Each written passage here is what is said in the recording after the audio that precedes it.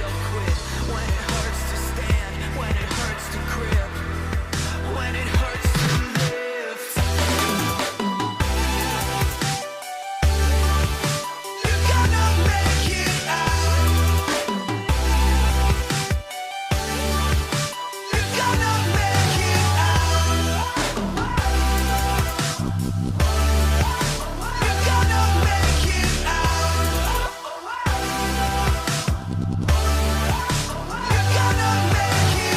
Don't stop now. I know it's hard to see, but just breathe. It's almost over. Don't stop now. I know it hurts to bleed. Just breathe. You're gonna make it out.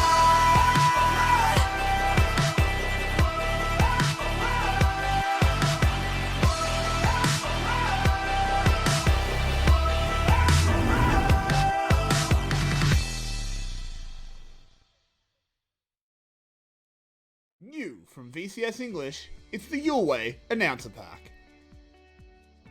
Welcome to Summoner's Rift. Bringing you all the insight of VCS English's premier analyst. Oh, so in this game we get to see the great counterpick that is Jin. He's not going to be in ahead in CS and lane, and then he's going to get outscaled too. The best of both worlds, honestly. I absolutely hate this champion. Please don't pick him again. Whenever I see him, he doesn't do anything. I mean, maybe he's decent in lane, but then afterwards, what does he do? The champion just... It sucks. It's the worst center, in my opinion. You should never pick him. Why are you in Baron all the time? You don't need Baron with this composition. Just go to the lane and take the free turrets. There are other objectives on the map too. Just look around. And don't worry, he can get hype as well. VCS English does not take responsibility for the wrong timing in this clip. The clip was not recorded at the same time as the Yulwei announcer pack.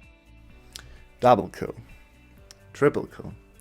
Okay, I'll get more excited. Quadra kill. Hello? Every day? Where are you? Panther kill. This is not my job. Help. From the moment you join the game, Yulwei is there to help. Nope. Not a champion. 𝘬𝗀𝗃, I want to see 𝘬𝗃. This is a perfect 𝘬𝗃 spot. Looking at these first few picks, I believe this could actually be a good spot for Teemo. This is a jungle Teemo game. Ugh. You have been slain. Why are you inting this much? Yulwei makes sure you know when you've done well Those are some nice dancing shoes. Good job.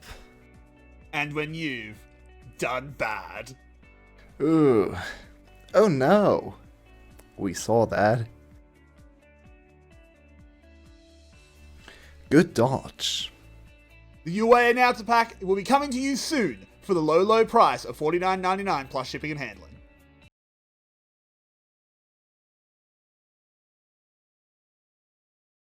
Welcome everybody to round 2, match 2 of the VCS Summer Split Playoffs.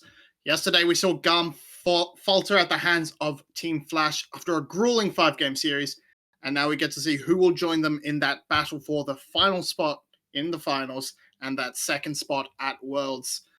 I'm David Vinnie Moss. Joining me today are the increasingly regular Alexander Nymaera Hapgood and desk newcomer Andrea Clockwork Baresi, sorry.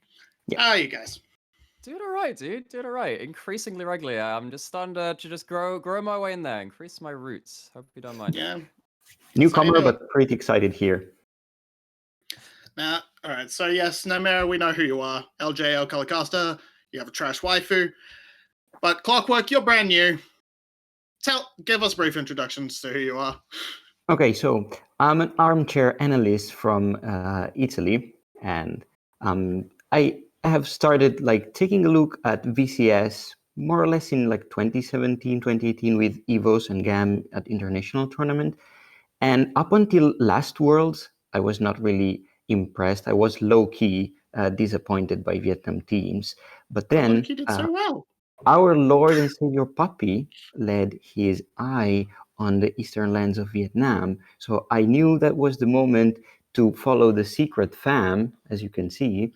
And so I started digging 𝗁𝗁 articles, read them a lot, and following this broadcast and discussing also with 𝗀𝗀, which you remember from last week's desk. And I found out that actually Vietnam Championship is very fun. It has a lot of high tempo gameplay and it's fast games and super fun, even more than LPL, which I've been following for the longest time, like since 2015. And I don't know, this series that we have today is so hype and filled with storylines. I can't wait. Yeah, I follow it because it means when I get around to my VOD review, I have to break out the alcohol, really. Yeah, that's completely understandable. VCS is a well-known path to substance abuse, but we shall focus on today, the history of today's matchup. In particular, we saw last split massive resurgence coming out from EVOS for the playoffs, and they took Secret down last time. All right. They did, yeah. They knocked them out. So there is some blood in the water here. A little bit of I want to say it's not enough to be a rivalry, but it's enough to be something which you look back on and loading into the ref today. It's definitely going to be weighing on these players' minds. Yep. Expect the same. There's for sure going to be some like returning beef among these teams. Yes, and from what we've seen of the playoffs, Clockwork, we'll start with you. We've seen that history could repeat itself. Team Secret sort of faltering in these playoffs. Yeah, basically, Team Secret have always been one of those teams that like floats middle of the pack, trying to break into like top 3, top 2, but it always seems to be missing something. And now again, with Cerberus suddenly dropping, it looked like the prime moment for Secret to take their place and to break into the upper echelon of Vietnam. But Secret like had some pretty disappointing series, even if they won like last week against Team Percent. It was very not convincing, and they were hard fought. Yeah, and yeah, they were on the brink of a reverse sweep, and that's not the best way to enter in this like semifinals or lower bracket against EVOS. Yeah, so it would be a like hard task for them today. Yeah. Meanwhile, EVOS, we've only seen one series out of them so far, but kind of on an upswing, perhaps impressing, maybe. Yeah, I think Nymaera? that. Yeah, I think absolutely that. For judging things based on like first look, and you kind of the eye test of these teams, things are looking pretty okay for EVOS. They went 3-1 versus Cerberus, and you know Cerberus had such a dominant early split, and much in the way of Cloud9, who we saw the other day, they are not going to be making it to Worlds. They're not going to be making it to a title in Summit, even after going on a huge undefeated streak. And that's because the likes of 𝘁𝗀 and 𝗏𝘁𝗺 have really stepped up. I know that 𝘁𝗀 has kind of been a bit all over the shop this split, but he's really been coming out with some larger stage performances, I guess, even though, anyway. And then, of course, 𝘂𝗍 has kind of been going back to his old carry ways. Carry hard or die trying. Did die trying in game 3. Go back and watch that one. It was a real show when they did have all 3 inhibs down against Cerberus and still has somehow lost that game. But still, coming into this series today, I do think that EVOS have a lot of stuff to play around. And it's not just on one area of the map either. That's certainly not the case. But both of these teams, we do sort of have to touch on certain players. And in sort of other ways, as you said, I want to look at the AD carries a little bit. Celebrity hasn't been doing so hot in the past few weeks, has he? We'll talk to our secret fanboy. Yeah, I do agree with that. Celebrity has not been the main focus or the main player which Secret plays around. They love focusing their resources around Coated, around the top lane, especially like also DNK.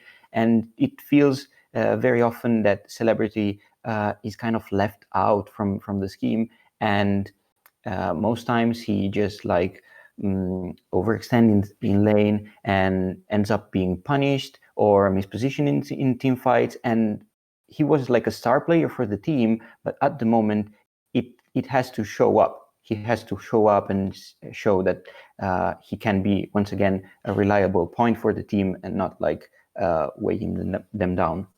And I think what's kind of compounding that issue is that Artifact has also kind of been struggling too. I know that you said you want to talk about bot laners, but kind of like compounding the fact that Celebrity's not really been firing on all cylinders, that mid laner is not going to be the primary carry either, which does leave top side of the map being this one, okay, we've got to draft towards this. These are our players that are going to go carry this series for us. Yeah, and you can see on that stat card, very, very low kill participation. He is 10th in kill participation in a league with 8 teams, which is Wait, what? pretty not good. What? Yeah, that's 10th out of 8 teams. Yeah, that 10th includes out of 8 substitutes teams. and yeah, that is Substitutes okay, right. I and hadn't quite all realized it was sorts of that things. dire. Yes. Okay. He's not last because 𝗀𝗲 had a game where he went 0-9-0 or something like that. So right, he's gotcha, all right gotcha. there. He's not last, but What a philanthropist, giving stats to other players. absolutely great. What a hero. What a hero. Among men. But on the other side, for ADCs that have been showing up, there is 𝗃𝗃𝗃, who was the player of the series again in their match against Cerberus, stepping up against the best, well, one of the best AD carries across the course of the split in Artemis. Yeah, and Artemis, I mean, if we're going to talk about AD carries, which kind of didn't quite show up, Artemis was kind of that guy because he was so good in the first half of the split. But what that means is, of course, 𝗃𝗃𝗃 getting this win against Cerberus with his team of EVS in that last series, it just makes it mean more, right? Because of the history and our expectations going into that matchup. We see 𝗃𝗃𝗃 picking up the stuff like Senna. Not every AD carry has done that. I believe actually Secret haven't been playing that so much. In fact, so that might be a pick that we watch later on. We'll cover some of that. But 𝗃𝗃𝗃 being on form. If this does end up being the fact that we're kind of like looking at the other side and saying, okay, well, we need again Celebrity to step up and be accounted for and stuff like that, 𝗃𝗃𝗃 could be a big difference maker in this series himself. I absolutely agree, and all the more that he faced Artemis against Cerberus last week, and Artemis was like, if I remember correctly, the first AD carry in the All-Pro team, so it's quite a task to stand up to him. And 𝗃𝗃𝗃... So can I hazard a guess and say Slater was first? Yeah, sorry. you are correct there. Thank you. Still, pretty impressive from 𝗃𝗃𝗃, and I'm impressed. Like, I can't wait to see him again and to show up today. Yeah, I'm very looking towards that bot lane is going to be a possible breaking point on the side of Secret, but where they should not break is in that jungle position, which has seen DNK do very well there. Yes. In that place. Yeah, no, I've actually ended up reviewing a good 3-4 games from Secret now, and I've obviously been on the desk for a couple of this series, a couple of their games. DNK and 𝗀𝗃𝗃 are ridiculously good, and of course that's not just the 𝗀𝗃𝗃 show, even though he's done some stuff in laning phase with solo kills and whatever. DNK has a huge champion pool. He runs over junglers which are not prepared for him. He paths very, very well. He has ridiculous farm numbers too. He's a really exciting player to watch, and hopefully up against 𝗁, he won't be uncontested this series either. Yeah, I love to compare him. I don't know how many of our viewers follow LPL, but I love to compare DNK to Beishang. He's very smart about early pathing, about invade, and plays a good deal of carry junglers, especially his comfort with Graves, which is also Beishang special, hence the comparison. Yeah. And it's like one of those carry junglers that you love to see popping off. Yeah, and there's stuff like Nocturne too, right? You can play that with the Nocturne, Camille, Galio, all these other things. It does give a lot of flexibility from the jungle role, which we don't typically see from that role, right? I mean, you can, Yes. Of course, in the last couple of weeks, we've been seeing more stuff like Karthus and Evelynn being picked up at the likes of Fnatic over in Europe, giving a little bit more breadth in that position. But already having that in your pool means that you do get to pivot a lot off of these picks. Yeah. Also, that hair. How can you not cheer for him? Yeah, you absolutely gotta love the hair. Just beautiful, bright pink. I miss my hair. Wonderful. We've made Nymaera self-conscious. Yeah. I had a bad haircut recently. Oh, yeah, those happen. Yeah. But So we'll try and do the next couple things quickly because we might not have as much time as I thought. But so we saw DNK, very carries heavy jungler. 𝗀𝗏 probably not that much more towards the supportive junglers. That's a very basic overview. Do you want to go a little bit deeper, Nymaera? I mean, there's stuff like 𝗬𝗏𝗺, there's 𝗁𝗏𝗺, there's a whole lot of stuff which does allow you to team fight very effectively coming into the later stages of the game. Because you do have just that champion, which is so harder to remove than something like a Nocturne or whatever, right from the side of DNK. 𝗀𝗏 has managed to get early pressure and not fall behind early on picks which have scaled well into the mid game and allow EVOS to fight very well around their slightly more unhinged cannons, in the likes of Xerath kind of doing weird things on Quinn and the likes of that. I think that 𝗀𝗏 is a big person in terms of kind of being the front line when Xerath really doesn't want to be the front line, and hopefully we'll see that culminating some really big team fights, which I'm sure Everyday will love to cast today. Yeah, and Clockwork, do you want to take us through that unhinged cannon, as it was so wonderfully put that in Xerath? Zeros. Okay, so in general, the top lane matchup is going to be real exciting to see because both top laners have very high highs and very low lows, and they alternate very frequently. So it's like, will heroes show up or zero, and will he play against goated or bloated? Like both players have so much variance in their level of play that we can either end up with like 𝗬𝗏𝗺 against 𝗬𝗏𝗺 or against like 𝗬𝗏𝗺 versus 𝗬𝗏𝗺 again, because yeah, they're that kind of players that they love to pop off or to go off like yogurt. And Zeros, especially, he loves all those carry top laners, plays a lot of Wukong. Lucian also one of his staple pick. He also showed he can play Quinn. I won't say like really effectively because that was a loss, but like he definitely begs to be watched. Yes, diving 1v2 as Quinn under tower, like in late game to lose your team lead, that wasn't so good. Yeah, that hurt, but also it makes the show worth watching. 𝗀𝗫, I think he is a bit more consistent than Zeros. He has like less high highs, but also less low lows. I really like 𝗀𝗫 though. He was solo killing Yoshino. He was again doing it on stuff like Wukong. I believe he won Camille into Poppy as a matchup. This guy's so good. Yes. Yeah. He's like... I liked 𝗀𝗫 a lot at the start of the split. Unfortunately, more recently, he's been very bland with his picks. We're not seeing as much Jax as we want. I want more Jax, basically. It's been banned a lot. That's fair, but that's fair. That's what I say, like, oh, no Jax. It's because it's been banned.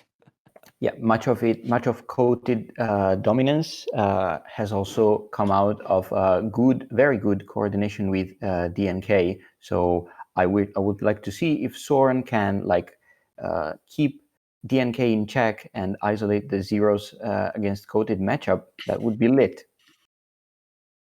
That would be very good to see. Now, just before we get into sort of the game itself, Nymaera, give us a quick, how does EVOS win this game? How does EVOS win this series, in fact? How does EVOS win this series? Well, I think a lot of it comes through the fact that they can brawl really effectively around topside, kind of because Artifact's not been playing very well recently in his own right on the side of Secret.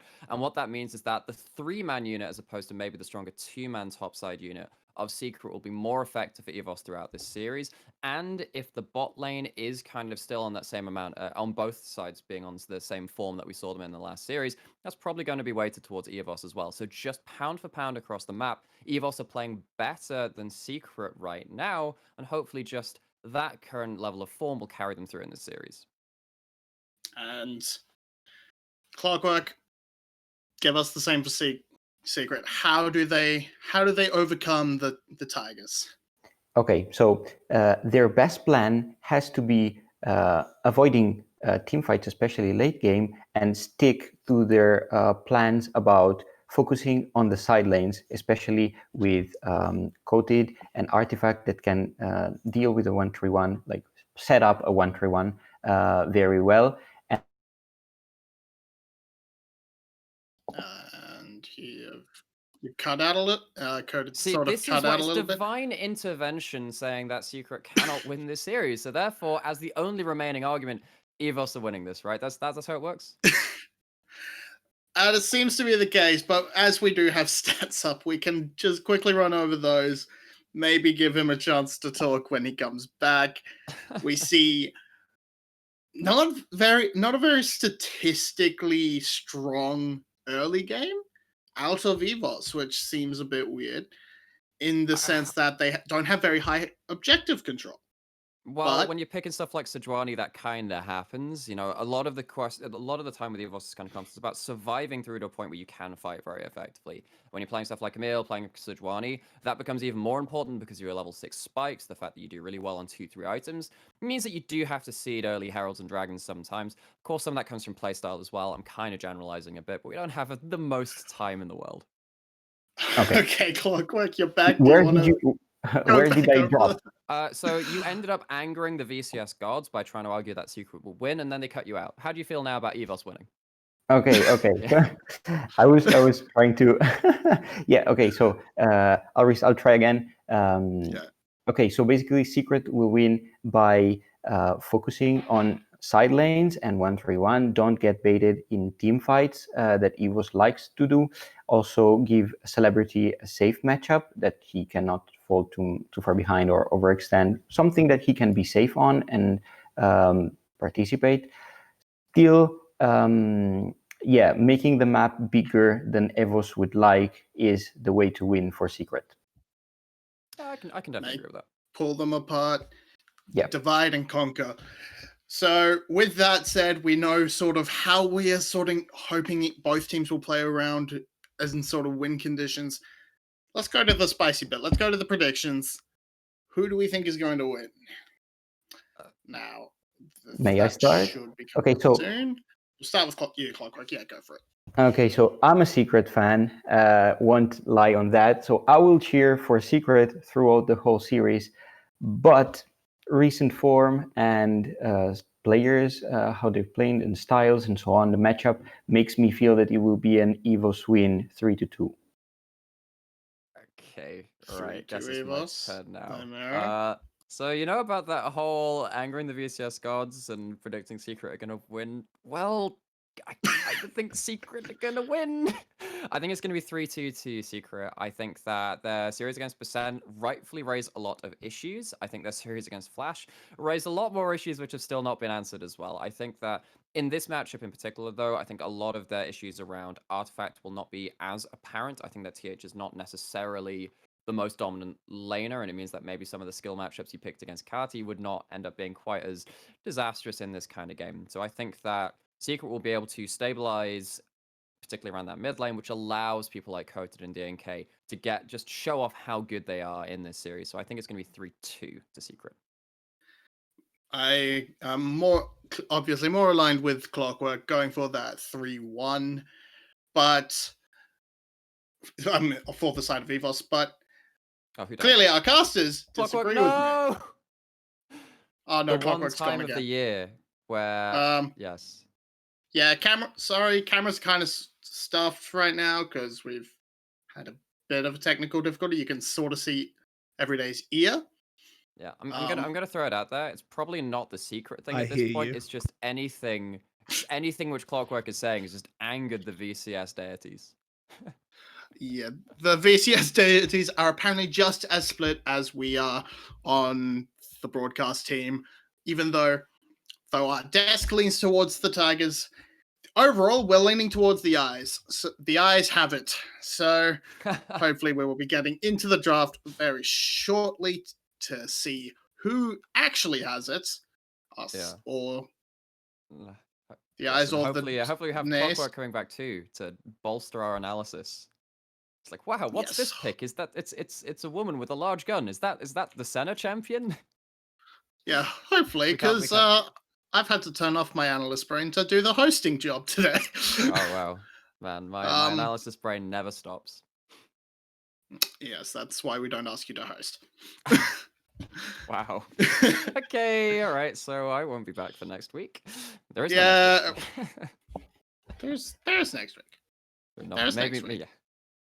Well, okay. You we might shall not see be about here that then. because LVLJL, but Very, there's the very next true, week. yes. Speaking of that, and actually, that's probably worth touching on, I guess, while we got some free time, because as things are ramping up in playoffs, you have to look around the rest of the world. And I'm looking into this region and wondering who's going to be a threat, who's not going to be a threat. Of course, one of these teams has to go on and face 𝘁𝗏 now to get a place in that finals.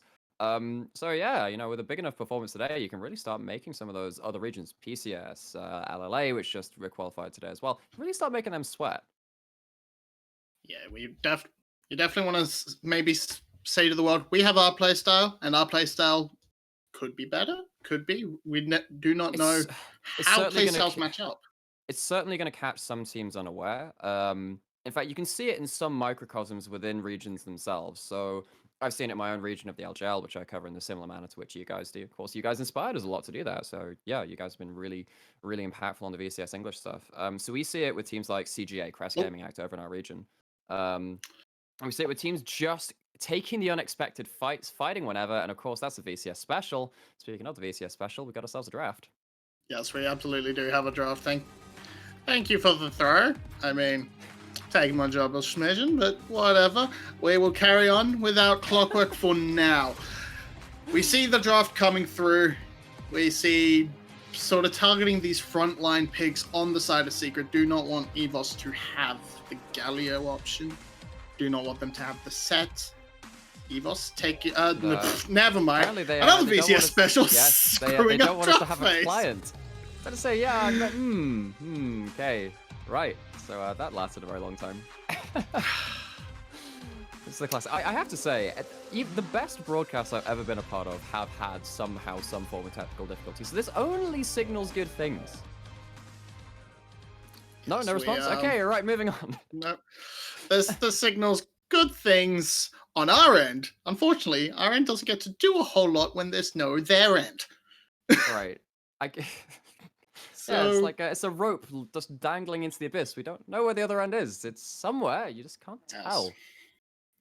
No, So hang on. So the first band. So just kind of get back. So we saw Galio, Set, and TF. I believe those are the only three we saw. I'd imagine they stayed the we same. saw a Syndra, but that caused them to click away. So probably right. not Syndra.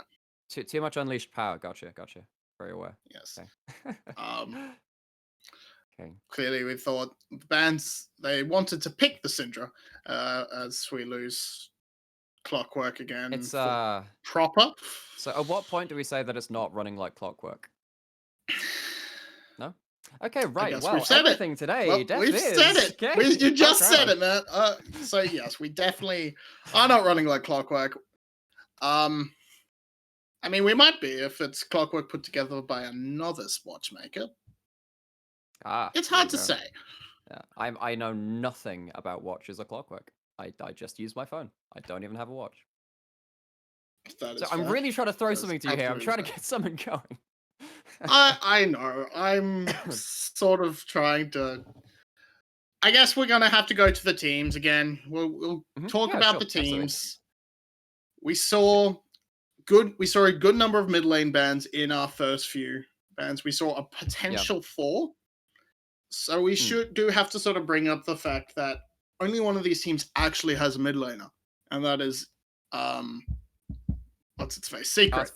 Artifact. Yes, that's the one. As compared to TH. Yes. And the thing about TH, and this is why I did kind of allude to it, even though it was not one of our featured matchups, because these players are not the strong points of their team. This is still quite an important matchup because Artifact has suffered against people like 𝗁𝗏. We talked about that. Matchup didn't go very well for him. When you're against TH, who was a top laner who's moved into mid lane, his champion pool isn't going to be the Orianna, the 𝗁𝗏, the whatever else is kind of the more punishing mid laners in terms of the scaling picks. He's going to be picking stuff like Sylas, Akali, and they have their own good matchups in their own way, sure, but it does limit those champion pools. And what can you expect out of EVOS? Yes. That is, of course, if we do see TH. We have seen a total of 3 players in the mid lane over the course of the split, including their traditional one, Parquet, as well as their other bot laner.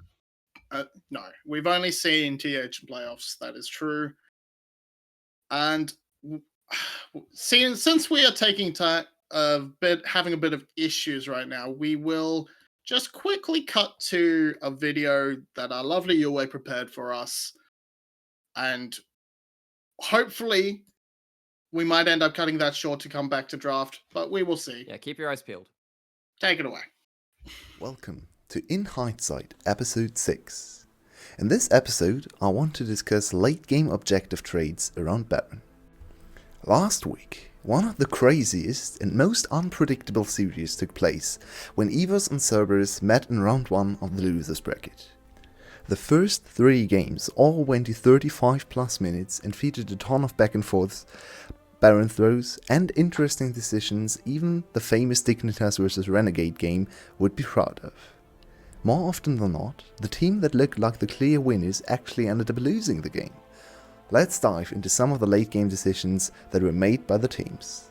This clip starts at a passage of play that was discussed vehemently in and out of game and ultimately decided game 3 of the series. As you can see, EVS holds a marginal gold lead, but a huge map advantage, having destroyed the mid lane inhibitor just minutes ago. Their composition is filled with very strong independent champions that excel in one-on-one situations or small skirmishes. Quinn is already pushing our top lane, while Akali has just entered bot lane to start a very strong 1-3-1 push setup, as the 3 core in this situation is additionally backed up by super minions storming down mid lane, which makes it even harder for the enemy team to collapse or brute force a push. Cerberus is in a tight spot, with multiple lanes getting pressured, while both Baron and the final Ocean Dragon for them are up for grabs.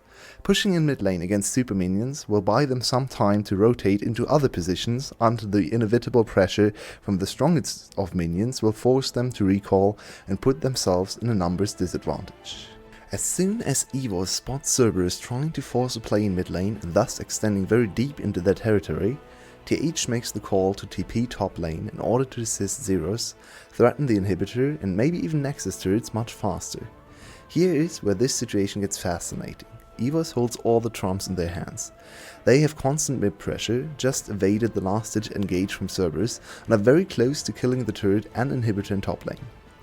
The mid lane core could try to chase Cerberus off the dragon and or stop recalls to buy more time for the solo laners to potentially even end the game. Instead, EVS decides to start Baron. Cerberus on the other side could have tried to contest the purple worm, as they knew about Zeros's and TH's position. This would leave the risk of the base falling, as LL alone is not very well equipped to deal with the 2 solo laners. Cerberus decide to just take the Ocean Soul and defend what is left of their base. In the whole play, Cerberus acquired the strongest 5v5 buff besides Elder Dragon in the game, but lost another inhibitor, Baron, and are now staring down a 5k gold deficit. Now, what does this mean for the game? Ocean Soul is the classic bell you can't unring. It is never going away. On the other side, taking another inhibitor and the Baron buff gives EVS a window of power that should enable them to close the game, thus making the difference of active time of the acquired buffs irrelevant. To speak in different League of Legends terms, the Baron buff and inhibitor for EVS is like buying an elixir, while the Ocean Soul is a solid amp tome bought by Cerberus. Now, let's dissect which of the 2 comes out on top. EVS group in bot lane and take the bot inhibitor with no problem. At this point, the base of Cerberus is in shambles, and 3 waves of super minions are going to occupy them for the next few minutes, giving EVS free reign over the whole map and every objective on it. EVS naturally want to use the Baron buff to its fullest potential and get ready to close out the series 3-0 with one final fight in Cerberus' base, right now. LL knows that he has to make the miracle happen and jumps on top of Diffcut's Aphelios. Unfortunately for the crocodile, 200 years of lifesteal are ready, and Aphelios easily survives the onslaught, killing 𝗬𝗲 in the process. EVS seem to have put the final nail in the coffin with this kill, but in a matter of seconds, the whole game falls apart. Diffcut dives too far forward, spamming emotes filled with the hubris of a successful glass cannon pilot. Renekton remembers his combo in the nick of time to burst down Aphelios. At the same time, Zeros dies to the last remaining turret on the mat while chasing for a kill. With both ADCs down, Cerberus is able to save their Nexus.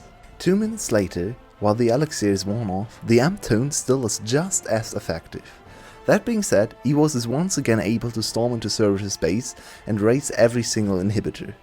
From this position, with an open nexus and no minions to defend it, the game is almost impossible to win. 𝗲𝗏 could just back off here, wait for Baron and Elder to spawn, and to make the victory 100% sure with the strongest boss in the game. Instead, 𝗲𝗏 smell blood in the water and dive in. The following fight is not even particularly close, as level 18 Rise with Ocean Soul makes quick work of 𝗲𝗏. Crucially, this decisive victory gives 𝘂𝗏𝗺 enough time to push out waves and let their inhibitors respawn, just in time to take Elder and Baron. With the 3 strongest buffs in the game and a more than decent teamfighting composition, 𝘂𝗏𝗺 rout 𝗲𝗏 after catching Xera's back to back and destroy the enemy team's base in one go. In hindsight, the soul ultimately proved to be more valuable in this game. Contrary to what the name of this video series might suggest, I would nonetheless argue that 𝗲𝗏 took the correct trade and set themselves up to win the game in the next fight. 2 thoughtless positioning mistakes, driven by the acceleration from the already palpable victory from Divkit and Xera's, caused the amp tone to outshine the elixir. Keep your eyes out for more astonishing late-game objective trades and on-the-fly adaptations from 𝗲𝗏 and the VCS in general this week and next week in the playoffs. Thank you for watching In Hindsight Episode 6, and get excited for the deciding matches of VCS Summer 2020. I wanna be at the VCS. I wanna meet Levi and Gummy Spoods. I wanna scream at the PvP. I wanna watch that Flash Yoshino. I wanna show him the spam in the chat. Over at Twitch VCS English. I wanna ask him if you'll come on cast. I wanna play by play with Color Yoshino. I wanna tell him about the man in top lane. He kinda looks like Flash Yoshino. Jungler tries to tell me not to run it down lane, but I'd be safe with Flash Yoshino. I wanna be at the VCS. I wanna be like Flash Yoshino. I wanna be at the VCS. I wanna be like Flash Yoshino.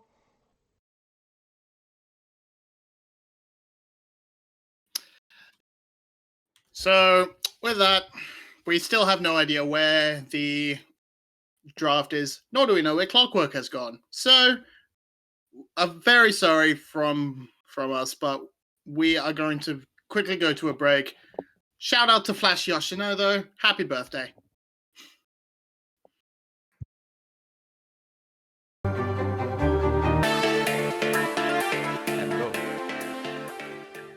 G'day everyone. You might be wondering why we're all here on screen. It's because there's delays, isn't there, guys? Do we love delays? Yes. We do. We Yeah, can play sure. play silly games and don't have to cast games, so that's Woo! that's perfect. Delays! Hell yeah. So, because we have nothing better to do, We've started a protest. but we want to keep our viewers entertained because we love you guys. Okay. You've started a protest. Yeah, I like started a crackhead protest. Julian. But yeah, welcome everyone. Hi. Welcome everyone. It is the whole crew, including our producer Spoods. Hello, Spoods. Morning. We're going to play a bit of trivia. For those of you that don't know, it is a common trope amongst the casting and the analyst community. We know what every champion in the game does, but color casters never know what things are called. They rely on their play-by-plays for that. And there's quite a few You're color not casters here. wrong. Or You're analysts. really not wrong. So what we're going to do is I am your quiz master, because I'm a play-by-play caster. It'd be unfair if he was playing. I already know this. Yeah, it'd be unfair. Exactly. So we are going to go and see if you know what some abilities are actually called. Where's my buzzer? start off Do I have with to an buzz? easy So do we buzz when we know one ability, or when we know I have a all buzzer. 4 abilities, or all 5 abilities? Give me that Zillion, because I You have actually to- don't even know Zillion's names. Feels bad. You buzz when you know all of them, and if no one knows all of them, Okay. we'll go into Okay, we'll go into harder ones. Ay, ay, Let me ay. think of a Harder champion. one. Actually, no. I'm gonna test you. What are Soraka's abilities called? Shit. No. idea. Heal. No. Anyone? I know Q, W, and R. Wait, I you know actually Oh, I know play this E2. champion? I don't know the Yulwei, passive. you I don't know actually play passive. this Is that champion? okay? I don't. I know Does everything that but passive. qualify? So Starcall it's is better than Q, the rest of you. Astral Infusion is W, Equinox is E, and Okay. Wish is Yeah. R. Oh, Okay, so, damn. Yulwei is currently sitting on 4 points. If What's the anyone passive? knows the passive, you can steal all of the points. Wambulance. Wambulance. Because she's the That would be the wambulance. best name for it. We see the name Quick, of the quick, passive chat, every chat, day, what's the by the way. Come on, chat. Is it salvation?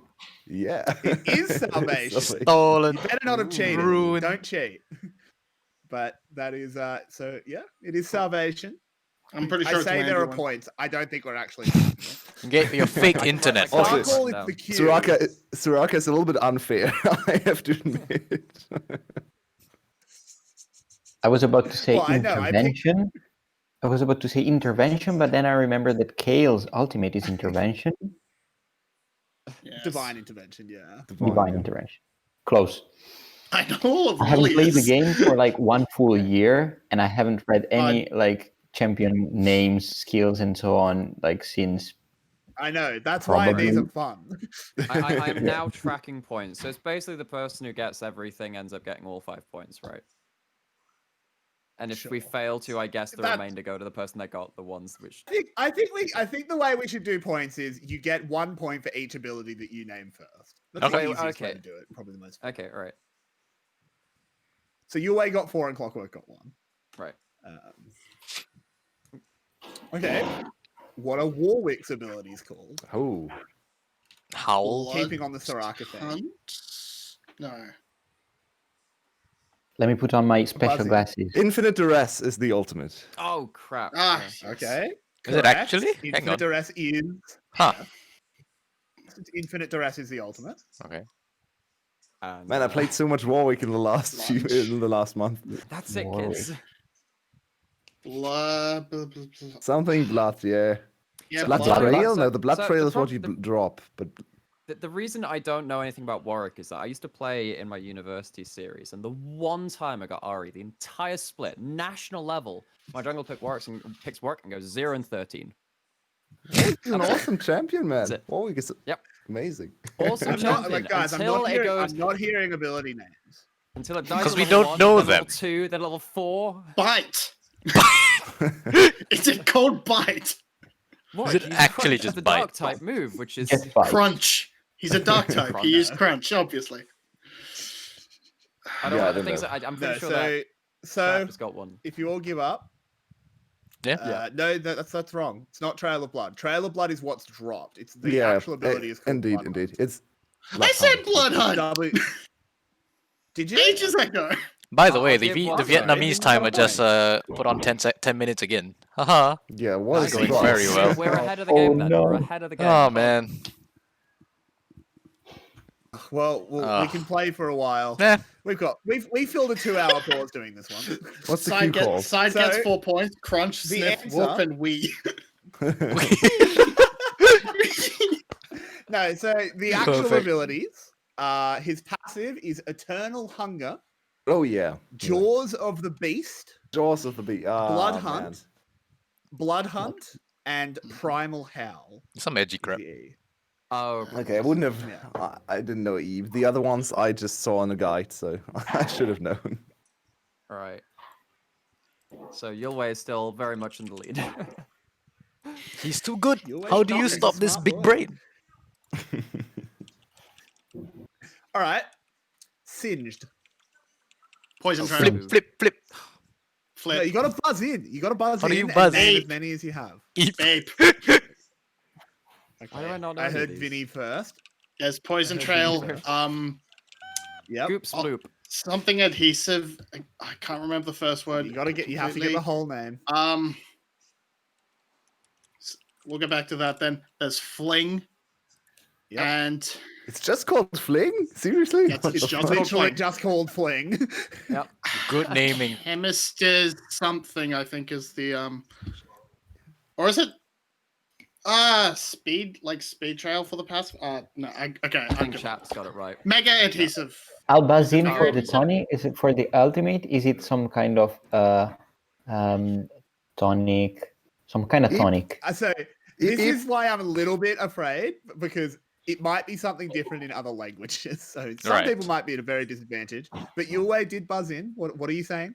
I think Poison Ulf is Trail called and Fling have already been claimed. infinitive potion or infinite potion or something Nope. like that. Nope. No. Nope, I nope, think, nope. I think, yeah. It is something potion. Yeah. Was It's it- not tonic. Was it mega potion? Was it mega adhesive? Nope. Ultra It is mega mega adhesive. adhesive. So yes, it's mega adhesive. You did say that. You got that. Yes, cool. Insanity. 3 Yeah. points. Fuck. Yeah, chat Yeah, got it right. it's- I saw it it's on chat, I'm insanity well, I can't- potion. I can't buzz in if I've seen chat do it. It doesn't feel Yeah, fair. yeah, It's not same. sports. I've seen Yeah, chat. So yeah. you guys need to close chat. I'll keep an eye Yeah, on I chat. You do, guys I need to close do. chat Yeah, because I'll do that chat now. is smurfing. So I Chat haven't is seen cool. anyone in Googling. chat say the passive though. Insanity Speed potion drifting. is the ultimate, but I haven't. No, Singed so I'll give you a hint. passive. It is noxious something. Noxious drift. Noxious blast. Yeah. Wow. 𝗬𝗄𝗄𝗆. No, Noxious drift. noxious blast. Yeah, well, Noxious drift. Gotta get a Nope. point for that one. Oh, okay. Noxious idea. I don't think fail. anyone's gonna get it. I don't think Never. anyone's gonna get it. It's noxious split stream. Split stream. stream. Sorry, Oh, wow. Slipstream. Yeah. What? yeah, makes What? sense. Noxious That makes stream. sense. How do you? Never heard anyone say that in any No, game. never. I've watched. No, it's just called new. Okay. Okay, so I'm gonna give a little bit of a. This is a little bit of a different one. A Okay. little bit of different trivia. Singed was one of the first 6 champions Riot designed. Who were the other 4? Who were the other 5? Buzz. Go ahead. There's Annie. Spood. Ash. Nope. Not Ash. All right. Well, I give up. Ash. Not Ash. I give up. Can I list all 150 champions? Nope.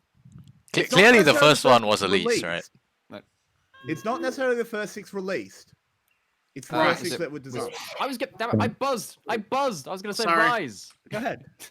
It's not Rise either. Really? Shit. Okay. No. Do you Shogun. guys, if you guys give up, I can reveal it. No, not Shogun. No Hmm. idea. Trying to think what was in the Okay, so original cinematics. It Darren? is- again, I mean, this is like it's not released; it's designed because No, I one of know. them wasn't I'm in the just- initial release. It's Annie, Lee Sin, Scion, 𝗬𝗲𝗺, and Twisted Fate. Do I get a point for Annie? You do. Yeah. You do get a point. Yeah, for it. yeah. No, You did say. I am keeping track of points. Score. I have a card. Lilia. treasure Okay, of- Lilia. Stop ending. They just Wait, didn't what have did the she technology for Lilia until now. Lilia. She said Lilia. Lilia came to us in a dream. Literally. The next champion is a Mumu. Oh no. Curse of the here, buzz. Hey, yep. You're taking the free point. Yeah, Babe, Curse of the go Sad ahead. Mummy. Buzz. Beat for the rest. Yep. I'll be. Yep, I, go ahead. I'm still Bandage on. toss. Okay, I'm Oh, still you're on. still- Yulwei I'll still let- has the board. I let your way Yulwei finish. still has the but board. Yeah, I- Yulwei I still have has the beat. board. Played him yesterday. Come on, I know I the know- few. I Get know on three- with I it. know 3 of I them. literally just said it. Shut No, up. I don't know Come on, anything say else. it. Unlucky. Beat. Okay, Vinny. Vinny, Despair? Vinny had next priority. Despair is W. Oh, it's the W. Sorry, I thought you were going from passive along. Yeah, yeah. Despair No, is the W. Tantrum is his E. Bandage toss is Q. Correct. Oh no. Right. Yep. Um, And what's the passive? Curse of the Sad. No, That's wait, the ult, that's right? the Isn't it? ult. No, that's his ult. No. I'm pretty sure it starts with curse. It's curse something, I Curse think. touch? Yes, curse touch. Oh, correct. nice. Holy. Vinny is smurfing. Amumi Yeah, was Vinny's my actually first main. He's just taken the lead with 8 points. Dang. Oh no. Amumi was my first I need to turn main on the back in light. day. Yeah. Yeah. And Mumu Yulwei's top, behind with- boys. with 6, and then the rest of us are on 1, or myself, who is on 0. Just sneak yourself in some points, man. None of us will notice. Yeah, I'm on 7 now. Yeah. Right, Karen, and next champion. Next champion's Ari. You cheat. Okay, the next champion, and I'm listening for beeps, is Blitzcrank. Beep. Wow. Vinny. Static Okay. field is one of them. Mana Barrier is the passive. Mana barrier is the passive. Static field. You have to say what it is. You can't Sorry, just say. Beep. Mana Beep Barrier also. is the passive. Static Field's the ult. Correct. The Rocket Grab is the Q. Yeah. I've forgotten the other two. Okay. Someone else. It's the. I beat I'll, that. Wait, are we, I'll are say we- when the board reopens. Clock, I'll say when the board reopens once he uh, gives up. Clockwork. Hey, shut up! bust Shut up! Shut up! earlier. Shut up. Oh, okay. Okay. I just Well, knew the I'll rocket give grab. Clockwork gets it now. But what we're gonna do in the No, I future? just knew the is- rocket grab, and probably the Oh. W is something like Steam something. I know what the E is. Wait, have we had the E yet? Yeah, So throw open the hang on, board. I've stop. forgotten Let me- W and E. friends, let me talk. When someone gives up, I'll say when you can start buzzing again. Okay. Okay. So you still need the W and the E, and you can now buzz. I heard Okay. the actual Yeah, buzz. yeah. The E is Power Fist, Correct. and The I can't W? remember the W, so I no, I don't know the W. Okay. Well, it's open again. Does anyone know the W?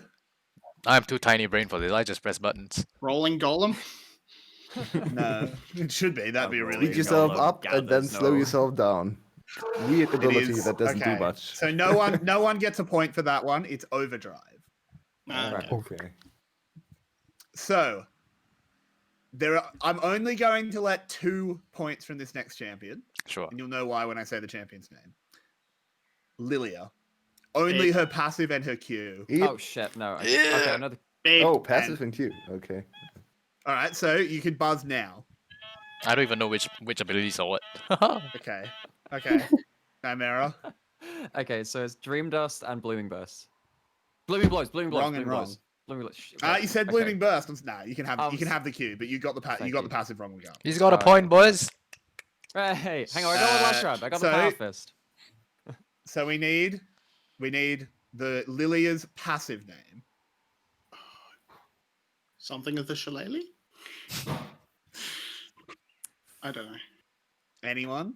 I was just going for that Q point. I know, right? Yulwei? You're the head of the Lilia Yul- fan club. Yulwei. Come on, Yulwei, don't you got really this. care for ability names. Dream scenario. No pun intended. Pun intended. I thought it was Dream Dust too. No, Dream Dust Yeah, is I the thought it was thing you Dream Dust. apply, No, right? so You apply it, Dream yeah. Dust is what you apply. Okay. Yeah. The yeah. actual passive is Fair enough. called Dream Laden Bow. Oh, Okay. Yes. right. That's interesting. Mm. I'm learning today. I like that. Not watching any games, but I'm Okay. learning stuff. 50 seconds. Ooh. Ooh. Maybe. You And can you guess can add whether or another not 10 we're getting a minutes. stream. Yes or no. If you get it correct, you get a Okay, point. so 7, you realize 6, you realize 5. every Asian league is currently paused Really? except LPL. Even Okay, LPL? alright. Except LPL. Except LPL. Oh, I think oh, LPL is still oh. paused. The time has LCK gone. is paused. Jeez. Okay. Well, I hope they're having as good time Raise as your we are. hands up to the sky. Ooh. Take my energy. Come on. Come on, Send your Garena. energy to Vietnam. We So need that another 6 Garena can episodes make for the a Spirit Bomb. Spirit Come on. Bomb. Come on, VCS. Clockwork. China's Clockwork. Jazz hands for the He's jinxing it. Come on. He's jinxing it as we Nymaera. speak. Okay, Do come on. something. I think we should just move on. Oh, jeez. I request the next champion, please. Just keep going. Just keep going. All right. So instead of the next champion,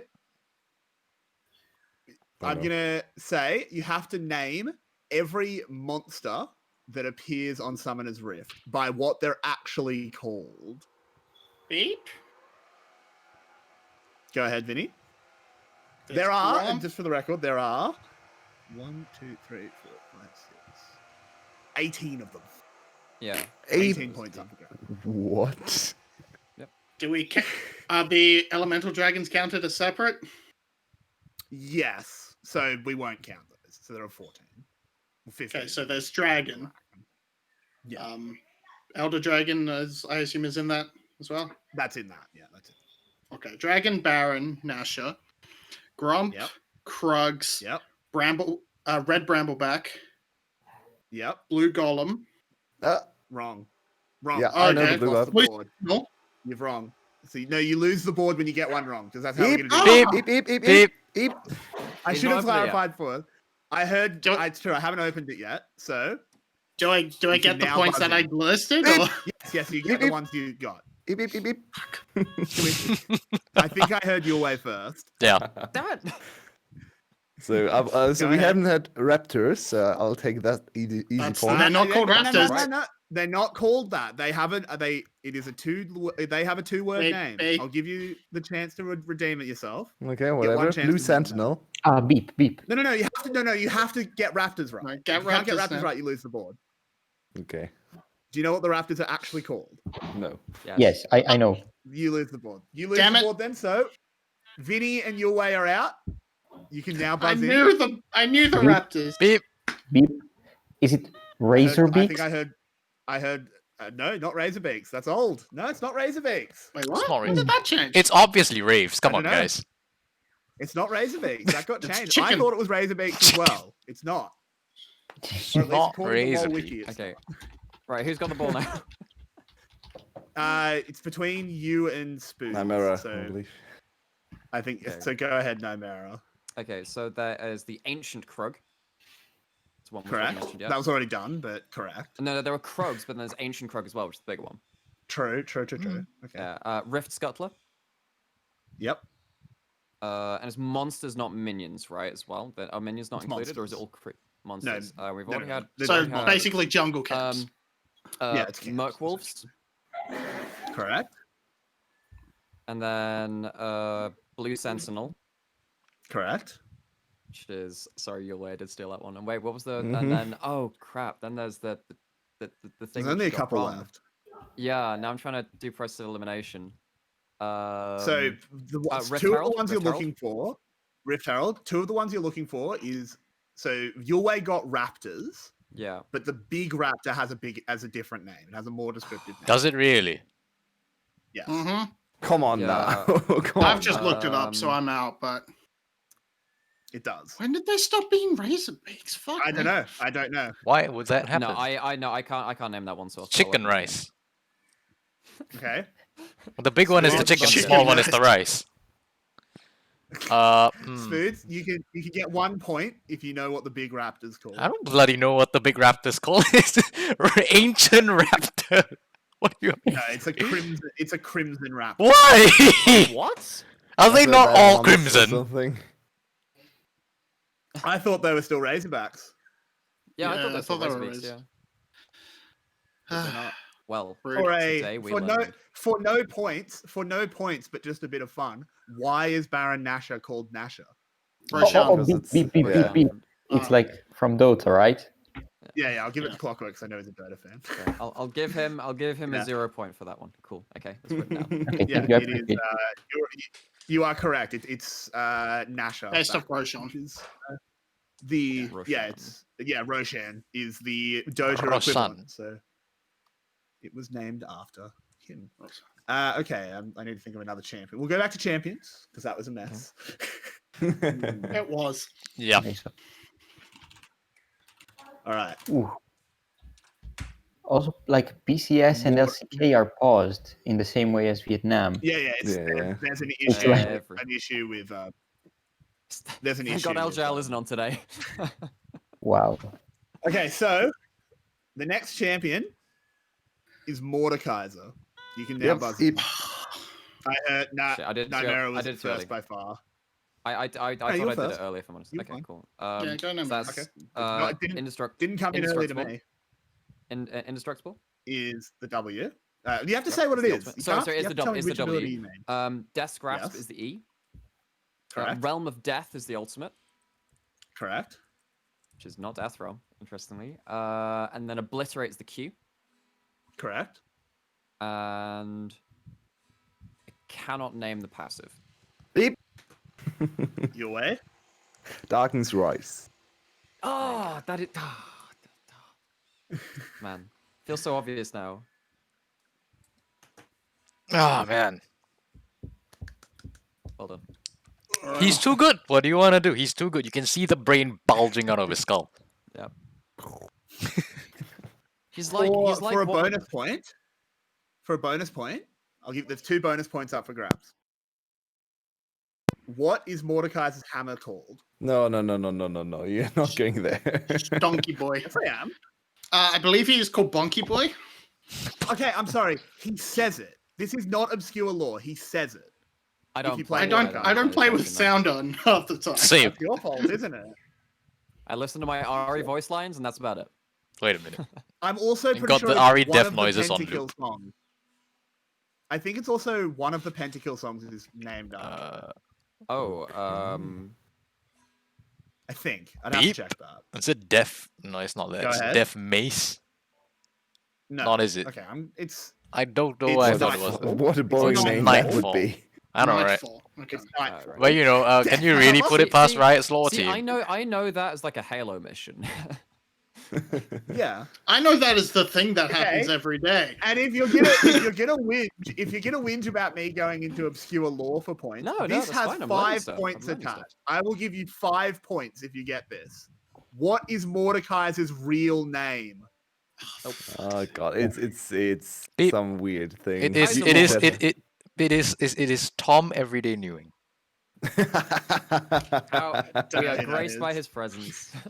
What is Steve. Mordecai's real name? Like Steve. Definitely Just call him Steve. Steve.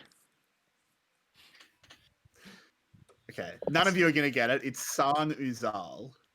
Why? That is No, his real wouldn't have. name. I mean, I've heard it before. You've told it to me Yeah, before. I you've just said don't it I remember. have it. said it before. I know I have, and that's why I'm expecting one of you to get it, but you apparently don't listen when I talk. I mean, right back To at you. obscure lore things? No. You don't listen to Yulwei when he talks. I don't listen. to I you, don't listen to though, me Vinny. when I talk. No, you don't. You just demand more songs out of me. I need to go sort out some lighting. I will be right back. Y'all have fun. Lovely. All right. Okay, We've the next lost him. champion, and get ready to buzz. Get ready to buzz. The next champion is Vi. I heard Ooh. Nymaera. Okay, Uh, so Wait a second. Vault Breaker. Denting Is- blows. What's Bob So Breaker? Vault Breaker is the Q. You need to say what they are. Sorry. So Vault Breaker Yep. is the Q. Correct. Denting blows is the W. Correct. Assault and Battery is the ultimate. Correct. And I cannot name the passive and the E. Okay, so it opens back up to the floor. Passive and E on Vi.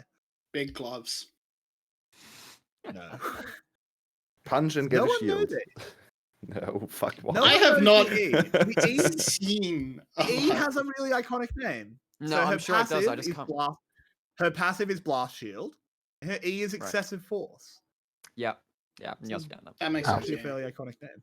Considering actually the very first game of Pro League that I watched was I think it was amazing playing Vi on the Copenhagen Wolves back in season 4. Oh wow, that's a That long was the time first ago. game I remember watching. I think I saw some clips from season 3 Worlds, but that's the first game I actually sat down and watched. So yeah, and that had a Vi in it, and he like did Vi Q flash predicts, and that's why I got into League. Well, one of them.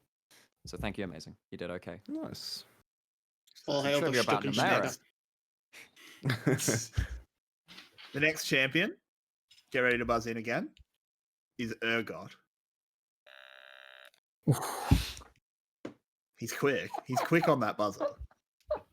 It's just so low.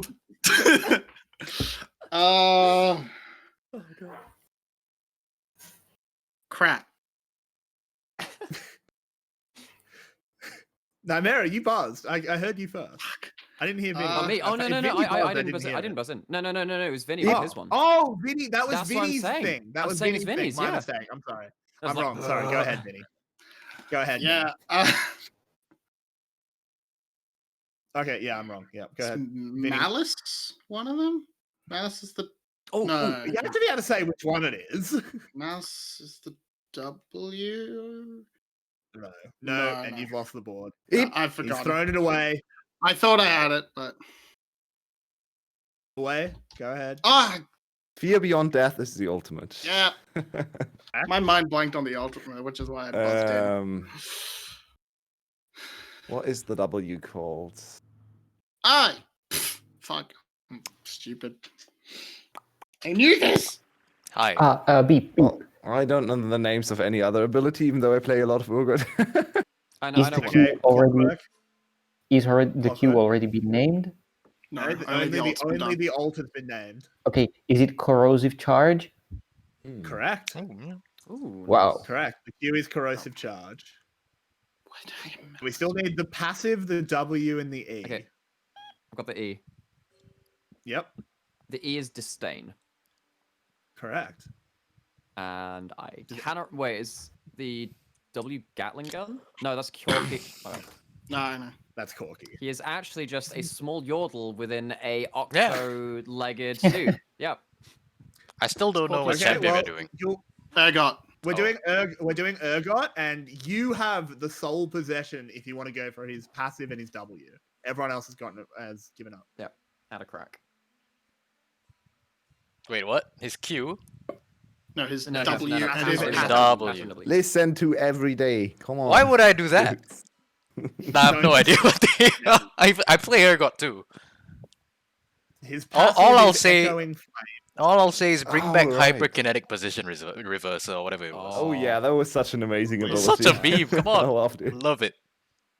Yeah.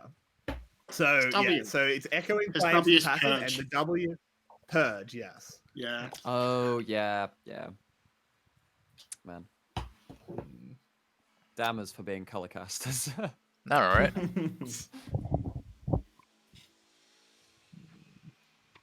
See, what you really want to do is like okay. item recipes for So- color casters. Oh, fuck off. No. This is gonna be fun. I'm gonna give this is a good one. There's a lot of points to be got, so you just have to keep track of anyone that gets them right. Okay. What abilities give the effect ghosting, which is ignoring unit collision? Yep. Yulwei, you can start. There are a lot. Okay. Do we have to do the names themselves? Or? Oh wow. Yeah. Oh god, Yeah. the names too. Oh, Okay. okay. That is No. hard. You don't have to do. You don't. Okay. There's 2 points available for each. Okay. The name of the ability and just telling me what it is. So Fizz passive is the first one. Ooh, which I Correct. Do you know its name? No idea what's. I hate Fizz. Okay, I hate So Fizz. we'll just Yulwei, you still have the board. If anyone can give me Fizz's passive name, you get a point. Anyone? Okay, I'm gonna have a crack. It, like Is it? Mary of the tr- Nimbleness or something?